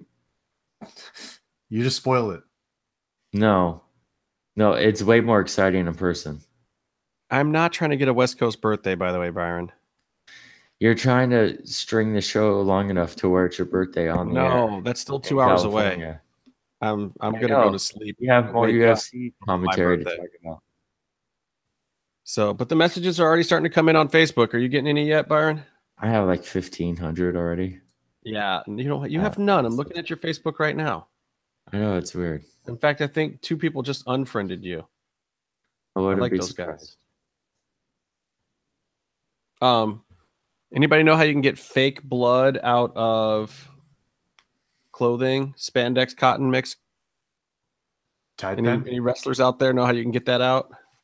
Can I say something? I saw this video on Reddit. It was the funniest thing in the world. Liv Morgan was getting one stitch, and the video is just her getting Jimmy's laughing. He knows. She was just getting the Novocaine shot. Ruby Riott was holding her hand, and Sasha Banks was holding her hand, and I think Sarah Logan, Crazy Marie, was off camera somewhere, and she was getting one stitch for this little nick. By the way, probably could have put a Band-Aid on it, but if you're the doctor, I see why you'd be very thorough in upper inner thigh area. But she got this one stitch on this nick, and Ruby is like yelling at her, like specifying, just remember it's stitch, not stitches. There's just one. Meanwhile, Liv Morgan is like holding hands, crying, and can't even look. She's like, like she had her leg amputated, and they're trying to like solder the wound shut or something. Just one stitch. I could tell you this much. That's not the definition of tough. Byron, you're really heated about this thing. You've been heated about this all day. I've been getting a lot of stitches lately, and I'm going to get some more. And I do it while I'm awake and chatting. I'm not crying. I mean, I'd look at it if I could. And also, I'm acting way more cool about it than she is. I'm just saying. You think Liv actually got a local for that? A local? Yeah. Anesthetic? Yeah, for that, just around the stitch area. Just around the No, that in the video was just the shot. So yeah. It was just the local. That's the only thing you feel is the needle. And people are afraid of needles, but it's just a pinch. That's all you really feel. Maybe a little bit of burning when they inject the stuff in you. Yeah, that's not. And you know how she cut herself? Of course you do, because I already complained about it. Yep. She cuts her tights after she wears them so you could see her legs, but she still feels like she's wearing pants. She cuts them when she wears them. She cut herself while cutting her own pants that she was wearing. Sounds like a legit wrestling-related injury. She wasn't even wrestling on the show. Yeah, she does a lot of that. Does she need to, Byron? No, I mean, I liked her at NXT, and I thought she showed potential. She was cool. Yeah. Well, when she started off. You know why Byron liked her. So here's my last question for you guys tonight. Individual questions. The question for Jimmy this week is, does Black Panther go on to become the #1 Marvel movie of all time, or does the Avengers still stay in front of it?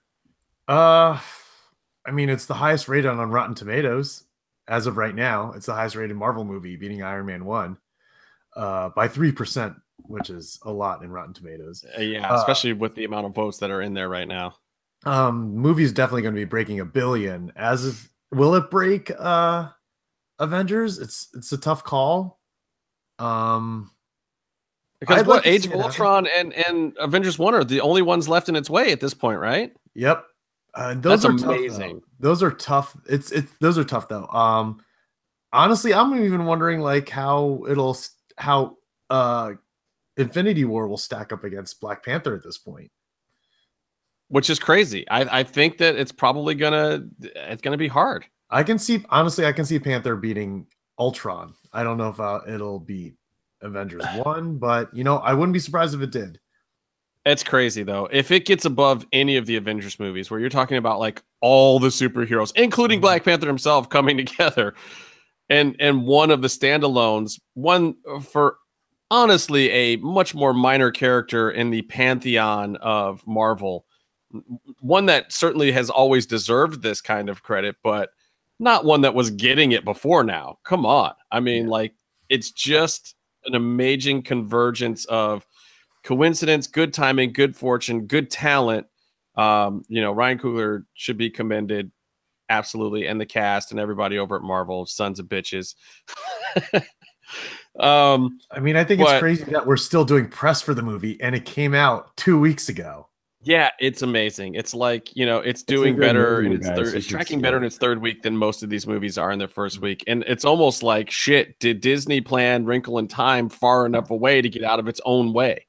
I don't think so. I mean, and maybe they didn't. I feel like Wrinkle is fucked. And that was supposed to be the big, Black empowerment movie. that one was heralded quite a while ago for that. Yeah, I mean, it's crazy because Panther only had like about a 46% drop off from week 1 to week 2, when the average movie is between 50 to 60.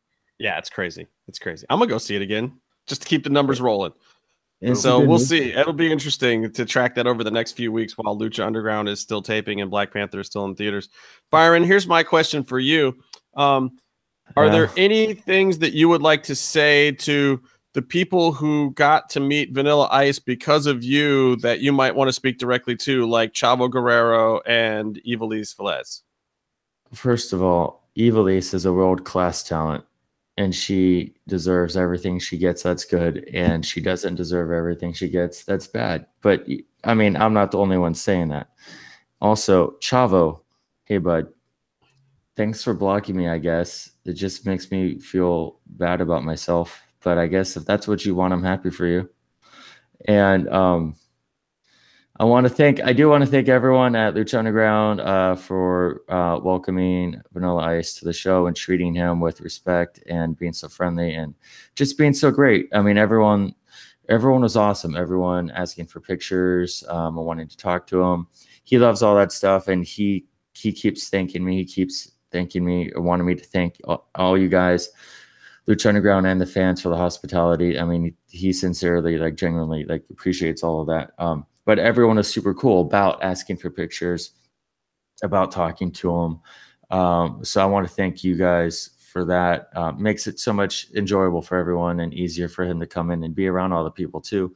Everyone was absolutely cool, and we had a really great time. And that was probably one of my favorite days or weekends of Lucha Underground. Yeah, it really went really well. I mean, look, you got to thank Juan right off the bat for getting started, just getting us into the building.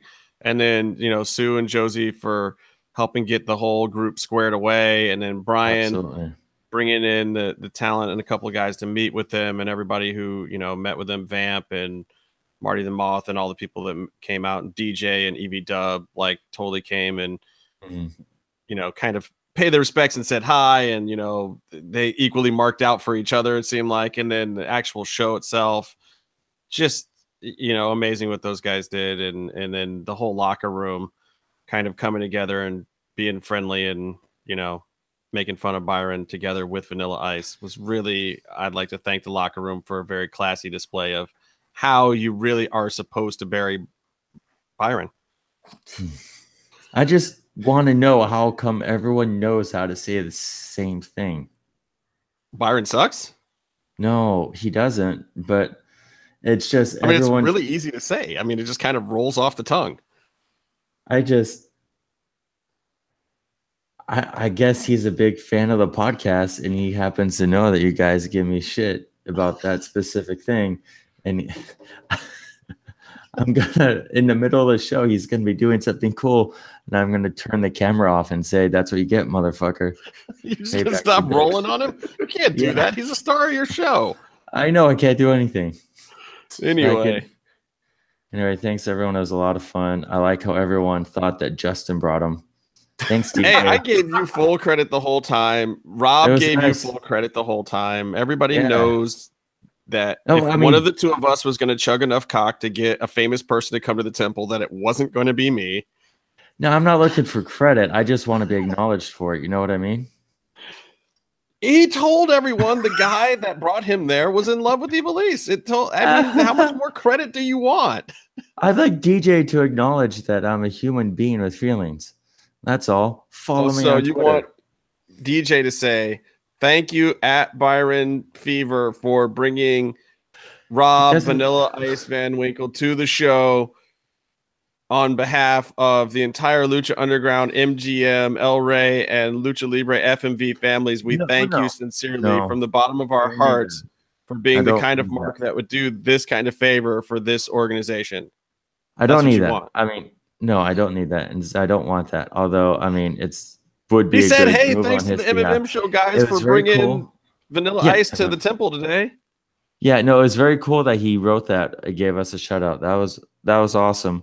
But it's just when he walked out super eager after I already told him that I was bringing that I was planning to bring him out. That I was trying to, and he really wanted to go. Someone who I know who's on the show that I work with in the state that I am currently in. All these details kind of tie to me. But somehow when we saw him in person, he walks up to you and says, I hear you have a special surprise today. I'm like, motherfucker. It's because I smile more, Byron. I seem more friendly and approachable. That's all it is. Yeah, teeth. Just use your teeth, man. Just smile. Hey, how's it going, guys? Hey, great to be here. I love it here. This is so awesome. And people are like, hey, Vanilla Ice came with you guys today. And you're like, yeah, he's here. It's great. Come say hi. I always smile because I'm always happy and grateful for everything that I have. You look it. Go to bed, Byron. Stay calm and stay in the mix.